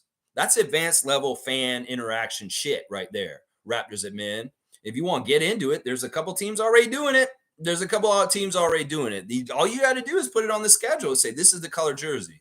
Maybe you go to NBA.com and get that fucking 46 off our schedule first, and then start putting the real color of our jersey for each game in that little graphic on the NBA.com schedule site. You could do it. You could do it real easy. And people that are really diehard like us will maybe do it and wear the same colors as the team on that same day. I don't know if they're going to wear gold, black, red, white, on any given night. I'd like to know because I'd like to color coordinate is what I'm saying. That's right. There you go. David's saying Grady is getting a star from me. Okay. Just for the rebound, one rebound. Okay. I mean, it is what it is. In some ways, I feel like he'd be better off if he was playing today against College Park than being with them on the main roster. Seriously, I feel like he should be playing against College Park today. It would do him better. Let's see. Nameless is saying, let's remember we are learning right now, and this is what it looks like. Learning is inconsistent by nature. That's right. The Celtics are a little further on with their draft of their book. We're writing a rough draft, maybe the first rough draft, and they've gone through a couple of drafts already, and their book is almost finished. Let's just put it that way. They're almost ready to put that book out. They're calling their publisher. I'm almost finished. I'm going to make my deadline. Meanwhile, we're still writing some of the early drafts, and that's just how it is. It's a work in progress, and there's going to be lumps like this. Name is saying, please know this for all walks of life. There you go. Apply it to everything in life. This is just the damn truth. Thank you, Nameless, my Italian teacher. Jimmy Pope saying, oof, apparently he broke some ribs. Ouch. Okay, so Kelly Oubre did break some ribs. Okay, we'll see how long he's out. We'll see how long he's out. He's not going to be out for the whole season. That's what I've heard. He'll be out maybe a month or two. I would see that. Most saying, get well soon, Gary. He was missed. Yeah, we were wondering about this. The late scratch of Gary Trent Jr. and Monique and I in the chat yesterday were like, well, is this why he hasn't played so well so far this season? Has his plantar fasciitis been an issue all this time? Is this why Gary's just been a little bit off? I'm wondering about that. Cool Cat saying combination of Pascal, Jakob, and Dennis was successful. Once they sat out, the game blew out. Yeah, I noticed that too. That the contingency around Scotty and OG was not working well last night. When they tried to have Scotty, OG centered teams, it didn't work. In fact, if I'm telling you all the results from our main event marquee matchup last night, well, it was a squash. Our tag team of OG and Scotty got their ass kicked by Jason and Jalen. I was hoping they could tie them up and outscore them and outplay them, but they did not. They both got their ass kicked by Jason and Jalen last night. And it's sad to see. Yeah, the best combinations of things that were happening for the Raptors last night involved Siakam, Poeltl, and Schroeder. Yeah, Schroeder was okay on the download, but he really did have his worst game as a Raptor still last night. Yeah. Let's see. OG and Scotty will bounce back for the next Celtics game. Bench really have to step up. Yeah, that's another thing we're finding out. I mean, we really do need to get bench production no matter what. And with Gary being our best bench scorer out, well, Grady, next man up. Hello, Grady. You're in the NBA now. If you want to play the regular Raptors and not with the 905, well, step into those shoes. I know it's really quick and fast. You just started here, but we need you right now. Go ahead and start hitting those threes, please, young man. That's what I'm saying right now. Please. G saying nameless. Yes, this team will be up and down. Growth is not linear. There was no development for a few years, so time will be spent doing that, which will naturally lead to losses. Take the good with the bad. It is what it is. In some ways, like what I said, the casual Raptors fans, half-ass fair weather fans are going to go away right now. And the real ones like us will stay with them, going through the nuts and bolts and figuring this out with them and trying to get through it. And we'll ride or die through the good and the bad. That's exactly right, G. Name is saying, I think it was a little fishy that the refs put 3 fouls on Dennis Schroeder in the first quarter. The refs knew how important he was to us and targeted him. This is interesting. I didn't even notice that, but let me go look at Dennis's foul total. I didn't even notice that Dennis was in foul trouble last night. So he got all 3 of those fouls in the first quarter, and then he didn't get any for the rest of the game. That is fishy if that's true. I believe you, nameless. That could very well be where Scott Foster started his ref hit job to kind of have waves. Sometimes the ref hit job is not so overt. It could be as simple as what he just said. That happened against Philadelphia in the playoff series against them 2 years ago. They put 2 fouls on Fred within 45 seconds of the opening of the first game of the series. That is so insidiously fucked up that they put 2 fouls on Fred within the first 45 seconds of the game 1 of that series against the Sixers. That is a way they can direct things. And sometimes that little bit of something can reverberate into like the ref hit job. So it could very well be that was a stealth ref hit job with the apparatus that Nameless just named. That it is a Dennis Schroeder, a couple of early fouls. He can't play as aggressive, and it butterfly effects out into the rest of the game. I didn't even catch that, Nameless. Good eye. You're watching the refs just like I am. I like that. David saying Darko was also trying to get Precious back into the rotation, and Precious was pretty rocky for the most part. Yeah, that's expected. I'm just glad he's back out there. Some people are making snap judgments and saying, "Well, Precious is just not him." No, the man's been sitting on the bench for a while and he's rusty. He needs to come back and he needs some time to get into it. It'll be worth it. Trust me. It'll be worth it. And in some ways, I looked at his stat line. I'm like, holy crap, 5 rebounds, 5 assists. He led the team in assists. So he must have been doing something right last night. Needless to say, once Dennis came out, it was downhill quickly, possibly an indictment on Malachi. This is something we've got to pay attention and watch. And in some ways, Darko has to be really smart with his rotations because, we really do get a drop off when the bench comes in. So I felt like for the most part, Darko has been doing really good of mixing and matching and having really good lineups at all times out there with bench players involved. And you know what? I feel like that's true. But in some ways, some of these positions, like Malachi being the point guard, are so focal and important that if he's not playing at a right level, it can really hurt us. I didn't think he was that bad, though. I really didn't. And it wasn't really his fault, I think, that there was a drop off while he was out there and Dennis was out. I think it had more to do with Scott and OG, that those guys were just not leading the team correctly or playing with their heads. They weren't playing with their heads right last night. They were out to lunch for some reason. I don't know if Scott was worried about his hand hurt. Maybe he's compensating for it in certain ways. And that's why he didn't want to shoot in certain ways. But I don't understand if his hands hurt, why can he shoot only threes? Maybe he didn't want to go down low because down low is where he may get hit on the hand again. He can't play scared. That's the problem. And in some ways, Barnes, you look like you were playing a little scared last night when you shy away from shooting yourself. And I don't like that. I don't like that at all. Let's see. G saying when Yak came off, Porzingis went to town on the rim too. Let's hope Koloko's back sooner than later. Yeah, it's just there's a couple of different things that could be a lot easier in helping us, whether it's the schedule, whether it's Koloko being available, what all kinds of stuff could be more helpful. Gary being back, Gary being available last night too. Name was saying we need another big, bro. That is obvious. Loco is sorely missed right now. At what point do we replace Koloko? I mean, we don't replace him. In some ways, Coolcat and I have very much advocated for like more centers, and we don't want to detract one to get one. We need like another one. We need 3 or 4 true centers on this team. I really do believe that. I really, really do believe that. They got Porzingis. They got that new rookie, Okini. They got Cornette. That's at least 3 true centers on the Celtics roster. We have 2 true centers, and one of them is in mysterious illness mode. And Precious, I don't count as a center. I don't count Precious as a center. If that's not a center, Chris isn't a center. And Scotty is only a backup center in case of emergency, like Al Horford. He should be like Al Horford as far as like the center duties. But otherwise, we need to get a third center, Bobby Webster, is how I feel about this. I really do. Because with Koloko out right now, we see the depth is not totally there at the 5. And I get it. They don't just grow on trees. And most centers are a waste of time. Maybe they're too expensive. But why can't we just get a Frank Cornette and just fucking have some big goon that's like, he's not really that great, but he is what he is, and he does what he needs to do. And that's it. Let's see.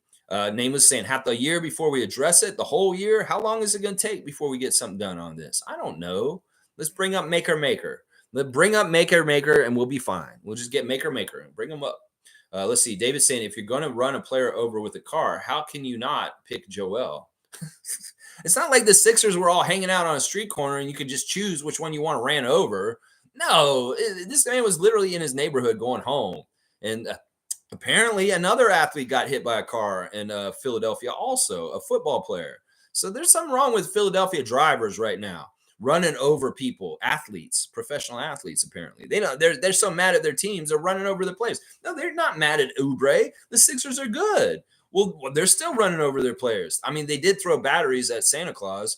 Come on, seriously. So it's like we got to remember who we're dealing with here.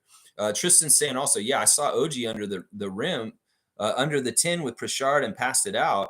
Several perfect mismatches were passed up. Don't doubt we'll look at it in the film room, and hopefully we'll learn from it and improve. That's right, Tristan Phipps. That's what I'm hoping. The film is there. Go study it. And seriously, the test is on Friday. And that was just a pop quiz. That's a pop quiz. Well, you failed the pop quiz. Now you know what you need to study for the test to do better on Friday. Yeah. Yeah, and in some ways, the way Celtics Nation is acting right now, they need to be humbled. They need to be humbled. So we need to fucking humble them on Friday, Darko and crew. That's what I'm saying right now. Smooth saying next 3 games are part of the play-in tournament, OVO court. No, not the next 3 games. Not until Friday. Washington tomorrow is a regular game. Milwaukee on Wednesday is a regular game. Boston on Friday is an in-season tournament game. And then we have a game in between. And then on the Tuesday, we play another in-season tournament game. So they're spread out. There's they're on Fridays and Tuesdays. Starting this Friday, we'll have the first one, and then the next Tuesday, and then the next Friday after that, and then the next Tuesday after that. So it's a Tuesday, Friday schedule with regular games mixed in between. Smooth brown man. So just to correct you there, sir. Good to see you. Country Kong saying, good morning, Raptors Freaks. Lex, after last night, I feel bad for being overly confident. The Celtics are playing above our level right now in terms of shooting. Good to see the fight in the boys, though. I didn't see it as much as I would have liked to, though. I really did in Country Kong. I like that you're being positive about this, though. Listen, we're going to go from being overly confident to being to being, it's going to be like that. It's going to be like that. We're going to feel like after Portland. We're going to feel like after Dallas. We're going to feel like after Boston. We're going to feel like after San Antonio. It's just going to be like that this season. In some ways, we're going to overachieve and be like, yes, this is elation. We feel so good. We beat a team we had no business beating. And then there's going to be other nights where we just crap the bed against the Charlotte Hornets. That kind of shit's going to be piss me off more than a blowout to the Celtics last night. Yeah, but yeah, I don't like last night either. We should have made it look good at least and kept it close. And I don't mind losing to the Celtics. It's just I don't like getting embarrassingly routed by the Celtics. And, if they kept it 15 or under, I would have been okay. But as soon as it starts getting close to 20 points, 30 points, no, that's embarrassing. And you should never lose by that much. And I'm glad that you see there was fight in the boys, but I didn't see it. I didn't see it. You saw it, but I didn't. I didn't see that fight. Seymour saying, have you heard of the 7'9" kid coming out of Canada? Well, I know about Oliver Rio, the kid from France, who's just committed to the University of Florida. Big mistake. You're a Gator. Gross, bro. You want to go to University of Florida? That's your first mistake, Oliver. But I don't know. Is there a Canadian kid that's that tall too?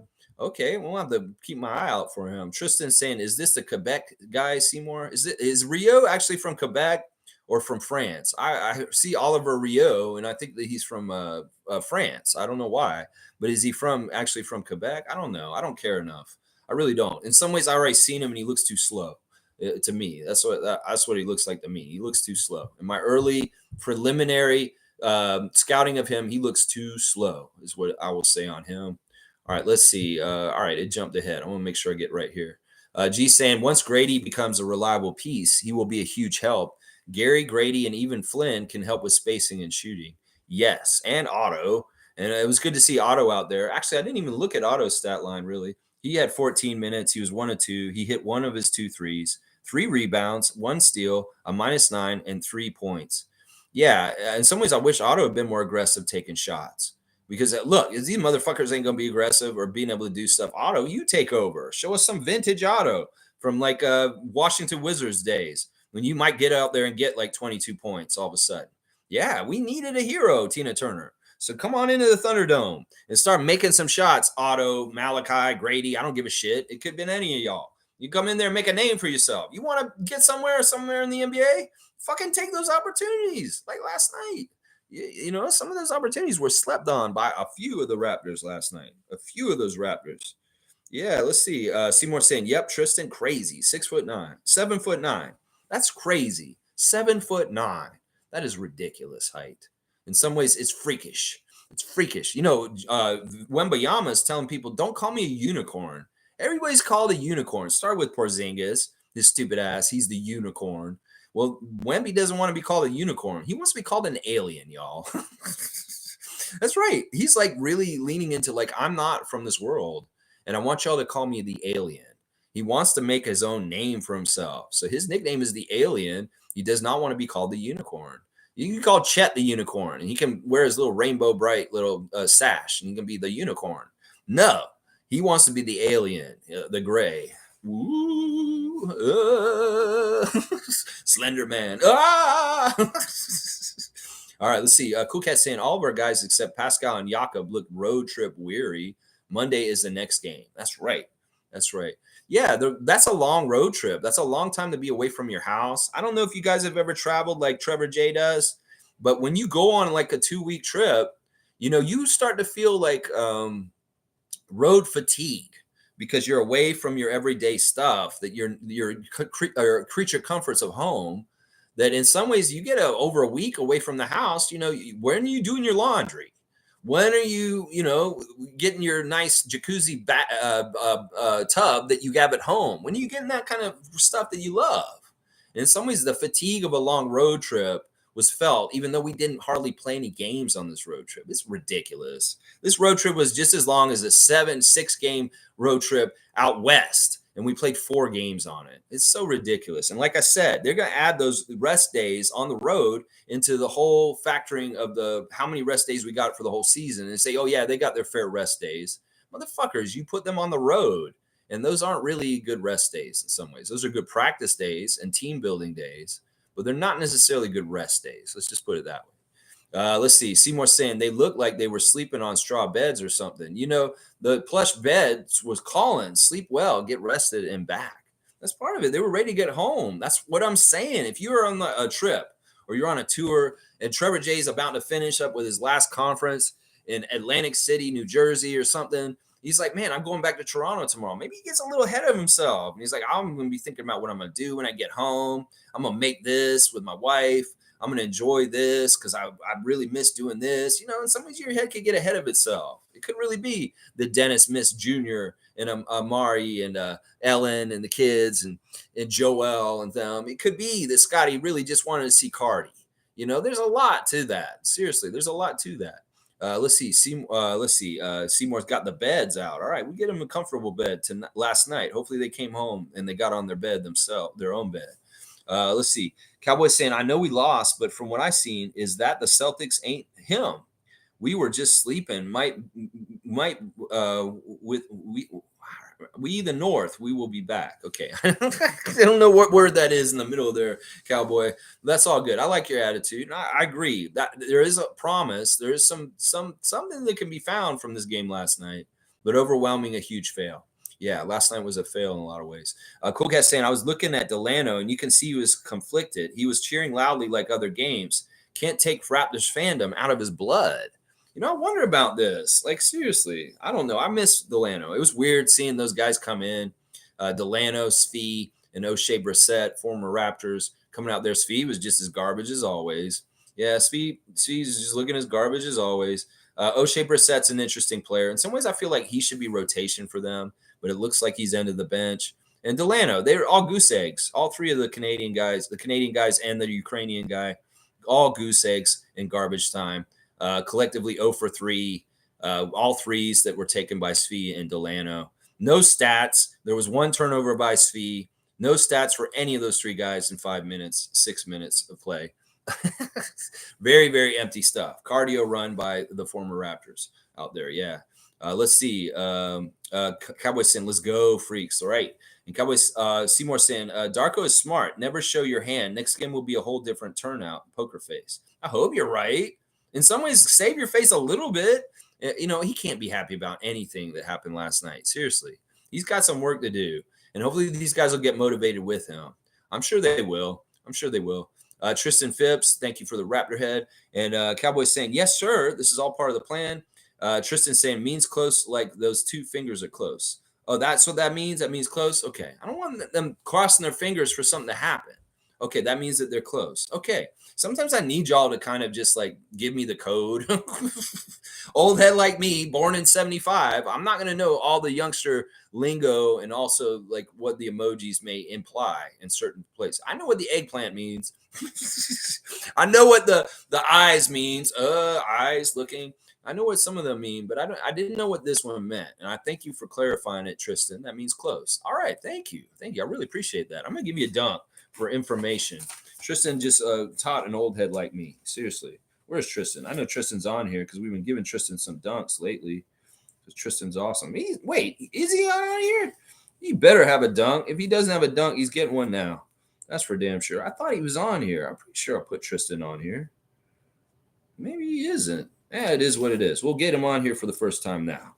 There you go. Tristan is on here. He's got a dunk. If I see you on here twice, I'll accumulate them. Let's see. Cowboys saying Darko vexed. Now watch out, NBA. He's vexed. Darko's pissed. Yeah, he was pissed after the game. No comment. That's right. Game over. Yeah, over everything. That's right. Trevor's saying for the guy who said he should get hit by a car, now the police will be investigating him. I don't think so. I mean, if that is really like that's such a weird like thing to write it like and incriminate yourself and then go out and do it. Come on, that's like too easy. That's like writing for like an 80s cop show in like the 80s, like Columbo episode. It's like I knew it was him because I went on his Twitter and he said he ran over him because he didn't get him his stats and he didn't win his bet. You know, that's how I knew it. And one more thing, I saw you on Twitter. I know what you did. See, that's what you get. I'll find out what this means from the young people, and then I'll say a reference to Columbo that'll go completely over all their heads. And one more thing. So good. Cowboy saying, who's this 7'9" guy? Oliver Rayu. He's a gator. He's a loser. All right, let's see. David saying, laugh out loud. You guys are the box score. You guys in the box score. Haha, watch the game. Crashing the glass doesn't necessarily lead the box scores. Oh, you're talking about with Grady only getting one rebound. Okay, all right. Yeah, this is true. I mean, he was active. He was out there doing stuff. But once again, some of these guys that were out in the game last night were doing a lot of cardio. Let's just put it that way. They're putting in that cardio. I don't know. I think Grady looks like he fits. He's not glaringly making huge mistakes, but also he's not really a plus either. So he's not a negative. He's not a plus. He's just riding that line of cardio. And I'd like to see him become more of a plus in some ways. I like what we're seeing. It's early, David. You're right. I'll give him more credit. But, those stats don't get counted. And he didn't get those rebounds, even if he was aggressive in getting in there. Okay, so he is from Quebec. He's not actually from France. So he's a French-Canadian, Oliver Ryu. Yeah, I don't really care about him. Y'all can be enamored with his height and stuff like that. He's not Victor, first of all. And I don't think he's going to be that good. He may not even make the NBA, y'all. I'm going to tell you that right now. He may not even make the NBA. We'll have to see. Because he's too big and plotty. I don't think he's quick enough. I think he would be a real detriment. Seriously, my first impression of seeing him was like, the dude's foot speed is too slow. He's not going to be in the NBA. He can be a really tall, crazy, goofy guy in college. You can get away with being slower in college. But in some ways, you get to the NBA, you're found out. You're no good. You can't play. I'm worried about Zach Edey for the same reason. In some ways, Zach Edey may not be able to play in the NBA either, because of that same reason I just said. Let's see. Big up to Uncle David. Yeah, that's right. You can put it in the will, Cowboy. God forbid anything happens to you or Sasanya. But if something happens, then David is Uncle David. Yeah. I bet the house I'll drop him around 12 p.m. Wait, you're going to leave the kid with David to babysit today or something like that? What's going on here? Haha, sick. Yeah, all right. David, Cowboy wants to get some time with his lady and has a babysitter. You can get David some more. Yeah. Seymour saying, what the fuck is plantar fasciitis? Sounds nasty as fuck. You know, that's a weird comment.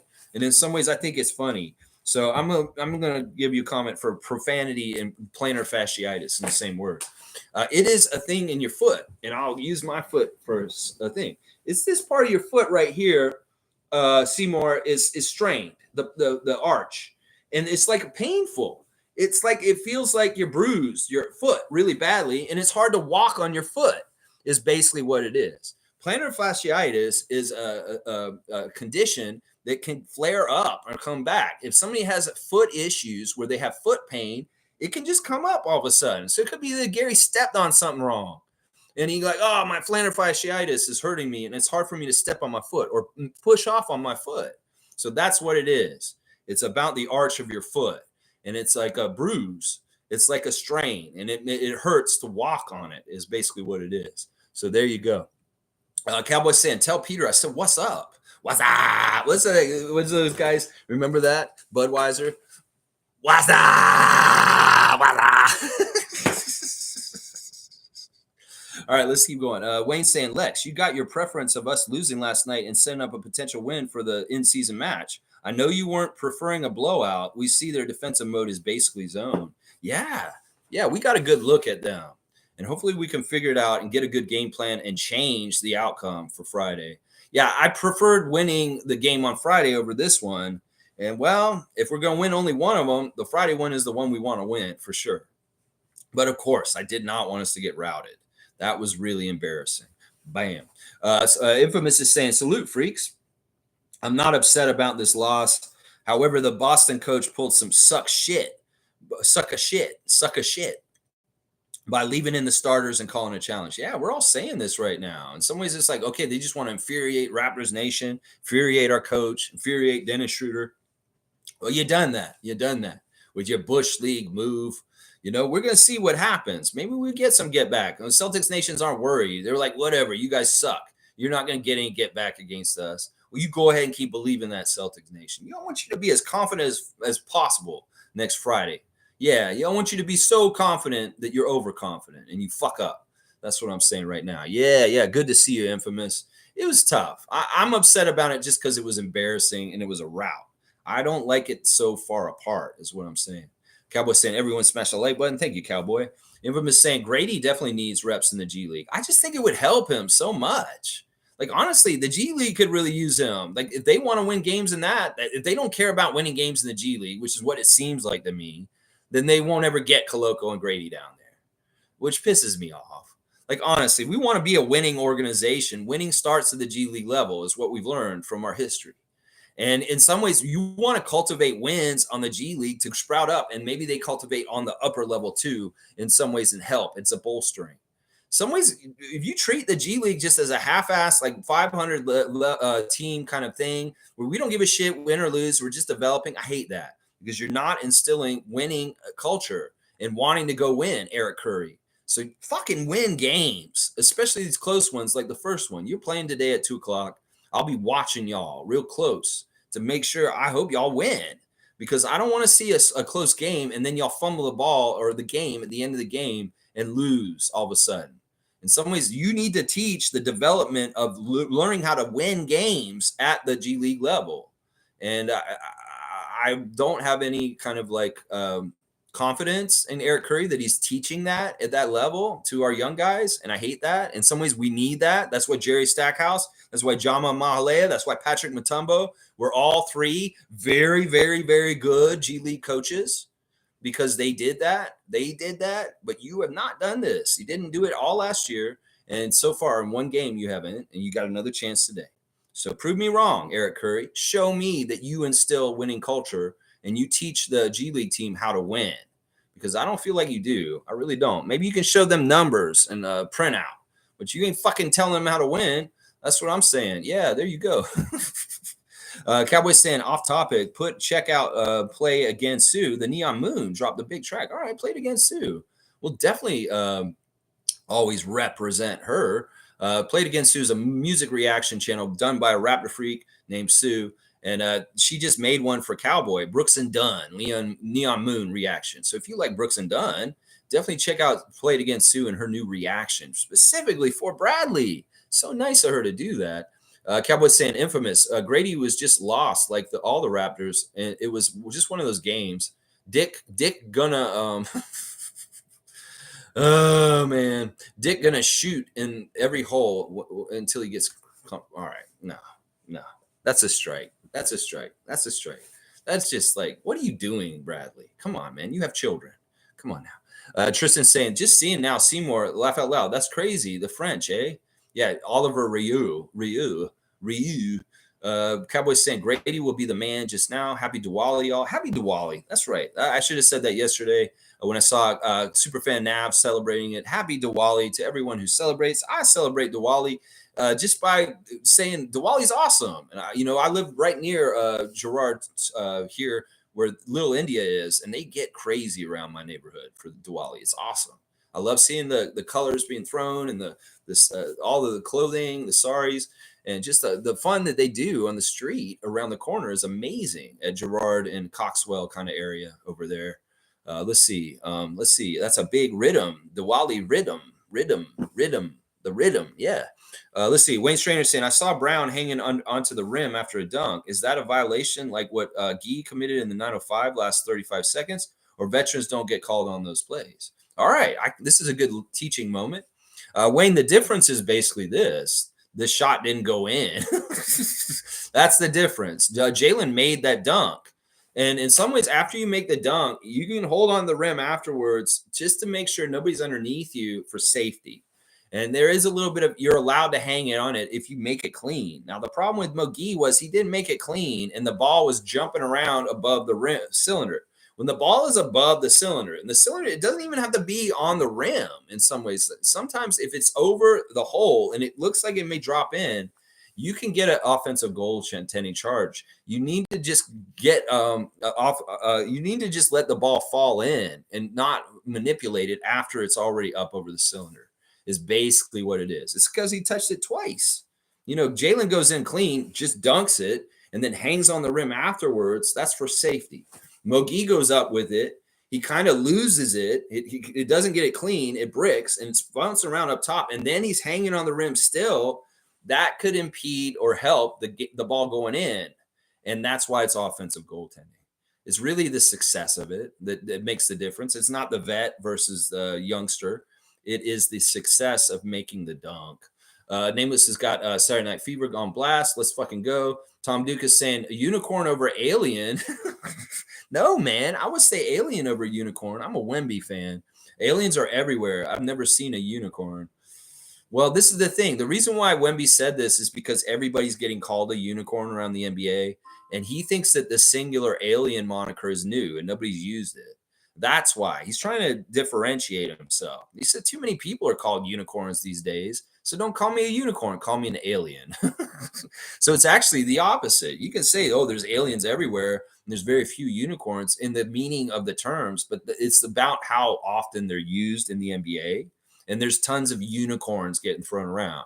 And nobody's been called an alien yet. That's why, yeah. You want an alley-oop for Tom for that?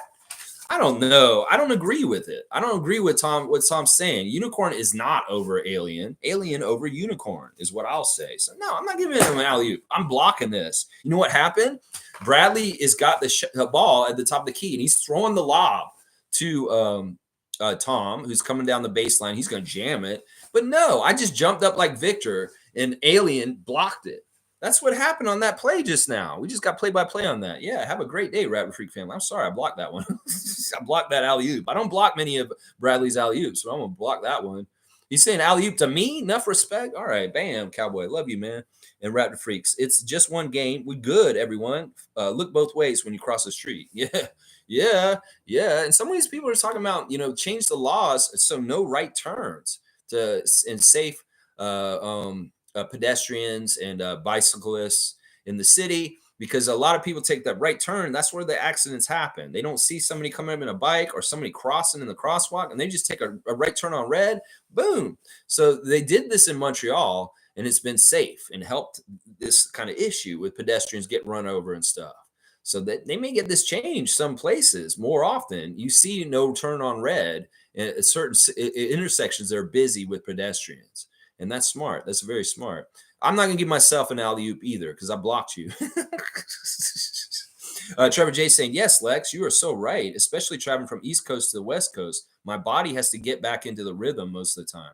If you doing time zone changes, shit, they did. They went to Texas for part of the week. So they were actually in Central Time or Mountain Time or whatever time it is over there. And that's part of the jumping around with the clock and it messing with your body rhythm. Trevor J knows all too well from his occupation and his job. Yeah, to him. Yeah, Toronto Yardy's back, man. Good to see Toronto Yardy. Respect to you, sir. I haven't seen you a bit. Always good to see you drop back in and say hi. Hey, man, how are you? I'm good, man. I'm pretty good other than the route last night. I'm feeling good health-wise. I have family that loves me. I have a roof over my head. I have clothes on me. I have food. Things are taken care of. And in a lot of ways, I feel so much immense gratitude for having the basic needs, because in some ways, that's all y'all need is really that. And if you're getting all upset in your lives, other than that, well, count your blessings. There's people in other places around the world that wish they could have the life that you have right now, even if you feel like your life is shitty. Let's just put it that way. Let's fucking go, Yardy. That's right. Good to see Toronto Yardy return to the chat. Let's see. Cowboys saying Toronto Yardy in the house. That's right. That's right. Tristan saying Grady looks very natural out there to me. Makes a lot of high IQ plays. Yeah, I agree with this. but I just want to see him get volume. Like I want to see him get like 20 shots in a game, and that will happen at 905 a lot faster than with the Raptors. And in some ways, if we need to fast track him to help us on the Raptors regular with Gary being hurt or different things, like we just need more shooting in general, I would fast track him by playing him down on that team and let him get better quicker on 905, getting a lot of reps and getting in those kind of situations. That is the whole thing right there, Brian Winters. Fast track him on 905. We need him to step up and come and do some stuff for the regular Raptors bench. Well, fuck. Put him down there in 905 and get him playing down there so he can get fast tracked, is what I'm saying right now. That's right. Seymour saying, Lex ripping the fuck out of Oliver. I'm dead. Yeah, whatever. The dude, listen, I can see where hype is hype and hype is right. And hype is not right on this one. I'm going to tell you that right now. Entranced with the height itself, the number. Oh, it's more inches than Wemby. Ooh, more inches. Who gives a fuck if he doesn't have the skills? If he doesn't have the innate, like extremely amazing guard talent of a 7'5" guy, he's going to be a center at 7'9" and a slow plotting one. Sure, he'll have the height advantage. He'll look like George A. Mirazan out there is what it'll look like, y'all. I'm going to tell you right now, he's going to be a Mirazan. You can't expect him to be a Holmgren or a Wembayama. You're going to expect him to be a Mirazan is what I'm saying right now. Yeah, Mirazan, George A. Mirazan. Yeah, my giant. That's who you're getting right there. My giant.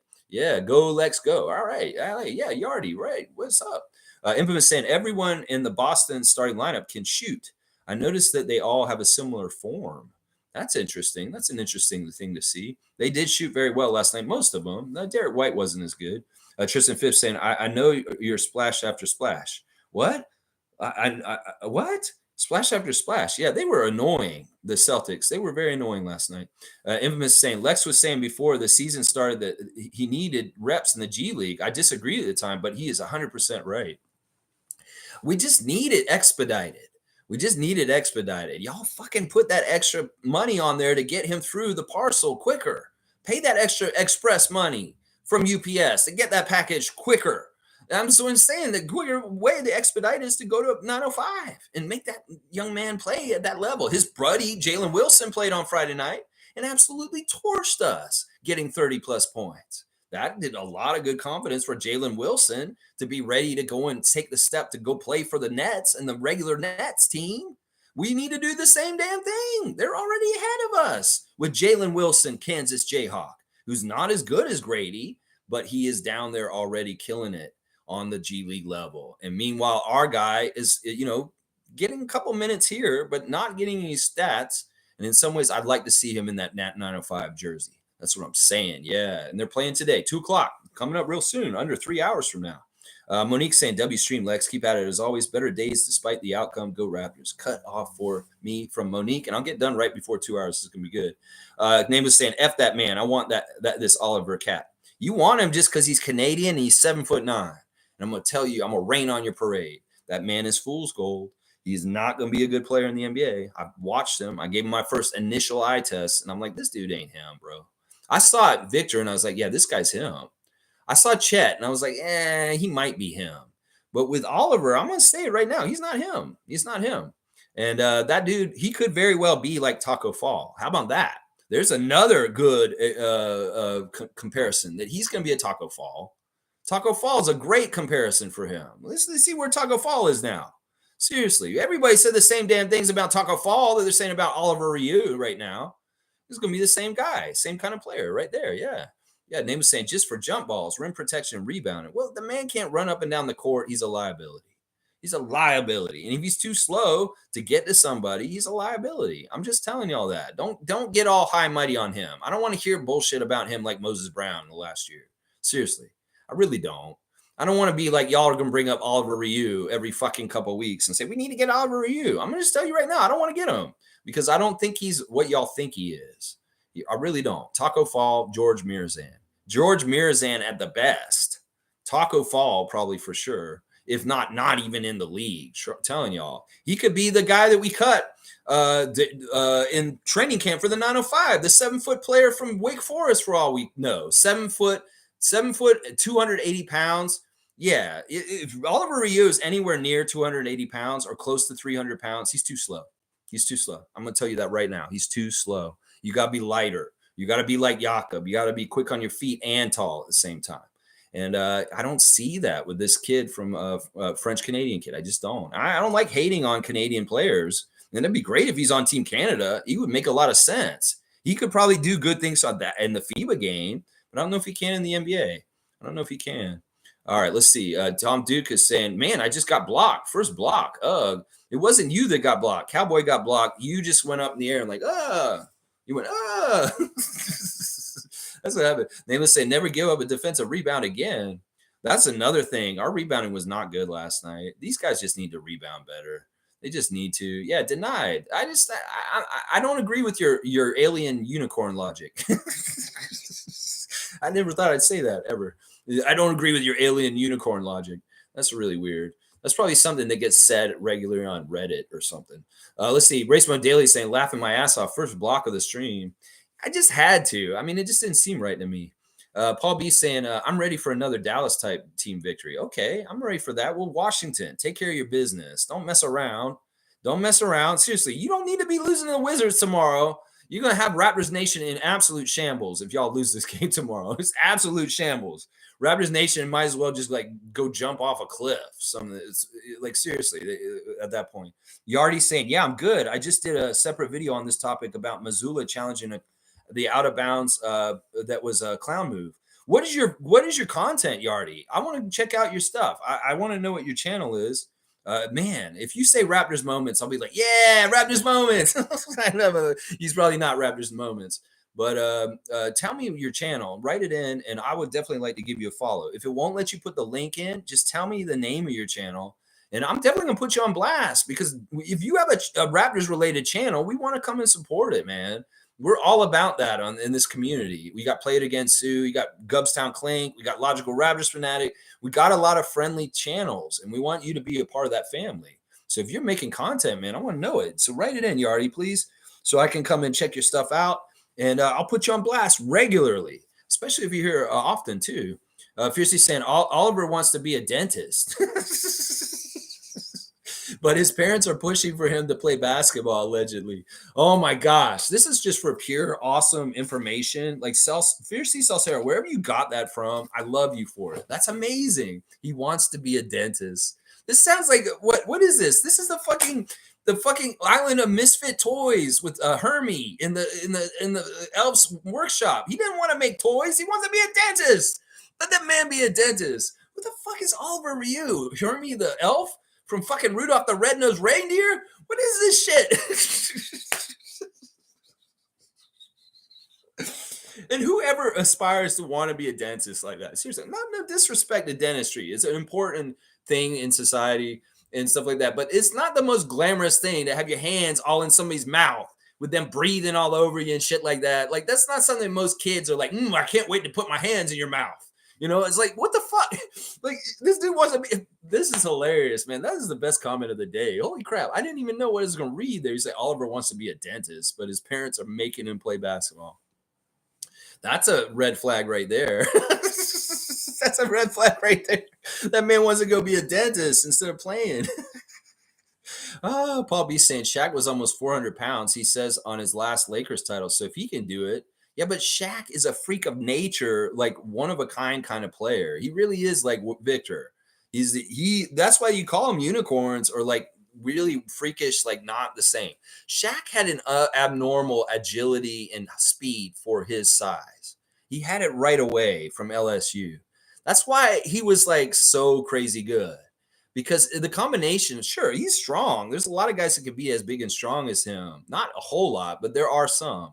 But the fact that he was so quick and so agile, I watched rookie Shaq because I was Magic Nation at that time because the Raptors didn't exist. And my market in Tallahassee was Orlando.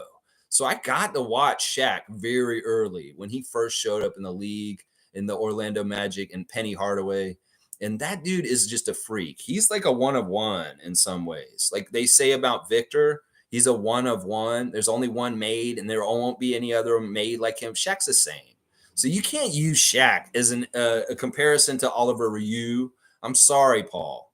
This is abnormal what Shaq is, and there's very few, and that's part of the reason why he's a top 75 player of all time. That's funny. You say if Shaq can do it, Oliver can do it. Well, it's not that simple. Nameless is saying, yeah, Lex, you've been watching basketball longer than I've been alive. I think I'll defer to your opinion about Oliver. It's all good. I don't want to rain on his parade. He's a good Canadian kid. I want success for him. But in some ways, I could see him being a successful FIBA player for us in Team Canada. That could be really fun down the horizon, seeing him on teams with Zach Edey and maybe like Villain Dylan and SGA and those guys. That would be awesome if he could be on that team because he could be very useful for Team Canada in a FIBA setting. But I don't know if he's going to translate to the NBA. You see all these big, goofy white guys on Team Germany that were helpful to Dennis in getting the World Cup championship. Well, that is something that Oliver could probably do for Team Canada. You don't have to be as quick. Let's just put it that way. In the NBA, you got to be quick. You get found out. That's part of the reason why Jonas Valanciunas is just barely hanging on to his career for a couple of years because he get found out. He had to change his game, make a three, do a couple of different things because the game will speed by you if you're a big, huge guy and you're too lumbering and too slow. You really got to be able to get up and down the floor these days as a 7-footer because the guys that you have to guard are really quick themselves. And if Oliver does not have foot speed to get back, well, what is the use of having him as a shot blocker if the other team's just running him off the floor? So that's the only reason why I'm worried about him is his foot speed. I just don't think he'll be quick enough to get up and down the court. And that happens with a lot of really huge guys. That's the first thing you got to think about when you see a 7-foot plus guy who's like over 250 pounds. Well, how's his ability to get up and down the court? Does he get up and down the court? Look at Taco Fall. He didn't really get up and down the court very well, and stuff like that. Fiercey saying, Lex, Led does, is that Lex or Led? Does NBA and ESPN have authority of some sort or collaborative rights on Open Gym episodes? The family they just put out, your favorite ESPN's Tim Bontemps is in there. I wonder why. Oh, you mean who they interview? I think they just interview people that are around that are covering the team. Tim Bontemps is on the latest episode of Open Gym. William Liu. People like that get interviewed. Michael Grange, you see Eric Smith, you see Paul Jones. They just get in little sound bites. And sometimes they just like get whoever's available around. It could be that Tim Bontemps was on assignment covering the Raptors and he was up here in Toronto. And they're like, hey, do you want to do a thing for Open Gym real quick? We just want to get your opinion on this. And you could say something. We'll put you on there. It's that simple. But yeah, it's not uncommon for somebody like Tim Bontemps or Zach Lowe or something like that to be on Open Gym doing that kind of stuff. If they're in the vicinity while they're filming and they just happen to have them there, they'll get them in there. Sure, they'll do that. I don't think there's anything weird or anything. It's just that they're available and they're right there. It's like it's just makes sense because Tim Bontemps here. We can just ask him. We'll put him on Open Gym. You want to be on Open Gym? Oh yeah, I'd love to be on Open Gym. I'll do it. It's that easy. Yari's saying, can I share my channel link here? Well, it won't let you write the link into the chat. So write the name of your channel because YouTube blocks people from doing that unless you're a moderator or me. But if you write the name of your channel, we'll all go check it out. And a bunch of us will subscribe right away. Watch. I'll bet you we will. I will. I know I will as soon as I do. Name is saying, yeah, that guy wants to be a dentist, bro. That guy wants to be a dentist, bro. Okay, did you put it in? Is that what it is, Tom? Is that what it is? All right, we're going to see. Kareem saying, tomorrow we'll get back to 500. I like that. And Yari saying, I'm just one sub away from 400 before thinking about the next goal of 450 and more, but I want to take small steps. This is a good way to grow because you can get a whole bunch of followers quick, but if you make a misstep, they may not be loyal and boom, you just lose them all of a sudden. That's why it's a slow climb for me. And I'm very happy with how quickly it's come up, even though most people will look at my channel and be like, you're not getting subscriptions very quickly. As long as they're net positive overall, you can have a couple steps back, come back up, steps back, come back up. As long as it's moving in the right direction up, you're okay, Yardy. You're okay. All right, let's see. Tom Duke's got the link in there. Let's see what's up. I want to see what this looks like here.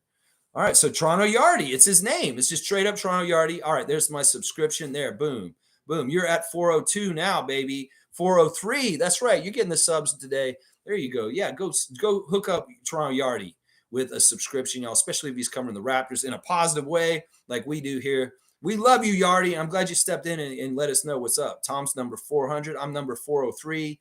We're in good shape. You just got like 4 subs just now, like that. That's right. That's what we're doing here. Let's see. Fiercey saying, I just subscribed too. There you go. Name is saying, yes, Tomasino. Yes. And Fiercey's got somebody saying, I keep, but I don't know what she's going to say the rest of it. All right, let me see if I'll wrap up here. I'm over 2 hours. Okay, yeah, go give a subscribe to Toronto Yardy for sure, guys. That's awesome. I love it. I love it. He mostly talks about Raptors post game reaction stuff. All right, good. That's perfect. I mean, more opinion on that kind of stuff with Monique and yourself. That's awesome. Very disappointing loss. We got good film. There's some things that are really, really promising from the game last night, even though it's so dark and stupid. Yeah, y'all really fucked up motivating us, Coach Joe. Yeah, I don't think you need to do that. And you're going to find out that may backfire on you in the long run. Seriously, that may really backfire you in the long run. The Raptors 905 are playing at 2:00 today in Mississauga. It's their home opener. So if you're in Mississauga, get there right now. You could go to the game. College Park at 9:05. The referees are Charles Watson, Ryan Sassano, and Jafar Kinsey once again. Yeah. Oh, they were giving stuff out yesterday. They gave out free sweets to the Raptors 905 game today and getting them ready for that game. So, yeah, 2:00. Be ready to watch some Raptors 905. Kelly Oubre got ran over. Yeah, that's my news right there. Basically it. Yeah, there you go. Let's see. Okay, Kareem just subscribed. Fiercely saying, saluting you. It's all about the quality, not the quantity. There you go. Some people say, what's the quality of your channel, Lex? I mean, it's weird because I am about quantity in some ways, but I'm about quality of subscribers and people that are involved with me. But I'm all about quantity of streams and lots of time online. But in some ways, people say your quality could be better if you cut down your stream time or make 5-minute snippets. That's not me. I can't do that. My strengths are not in production and editing like Gubstown Clink and Greg. In some ways, I don't have time for that. I'd like to just do the shot all off the cuff like this, live with you guys in the live stream. So it's a particular flavor of Raptors content, and I'm trying to provide here. And I'm glad that y'all value it and y'all show up regularly. It's a lot of fun. It's really good. Monique has subscribed to Toronto Yardy. There you go. Yeah, bless up, man. Seriously. We got you, Yardy. You want to be a part of the Raptor Freak family, you're in, bro. And I hope, listen, I want to do this also before I cut off real quick. We're going to do a Raptors Freak hangout in Toronto this week on Thursday. The 16th of November, we'll be at the Real Jerk at Carlaw and Gerard around 7:00, eating wings and singing karaoke. Tom Duke will be in town from Victoria, British Columbia.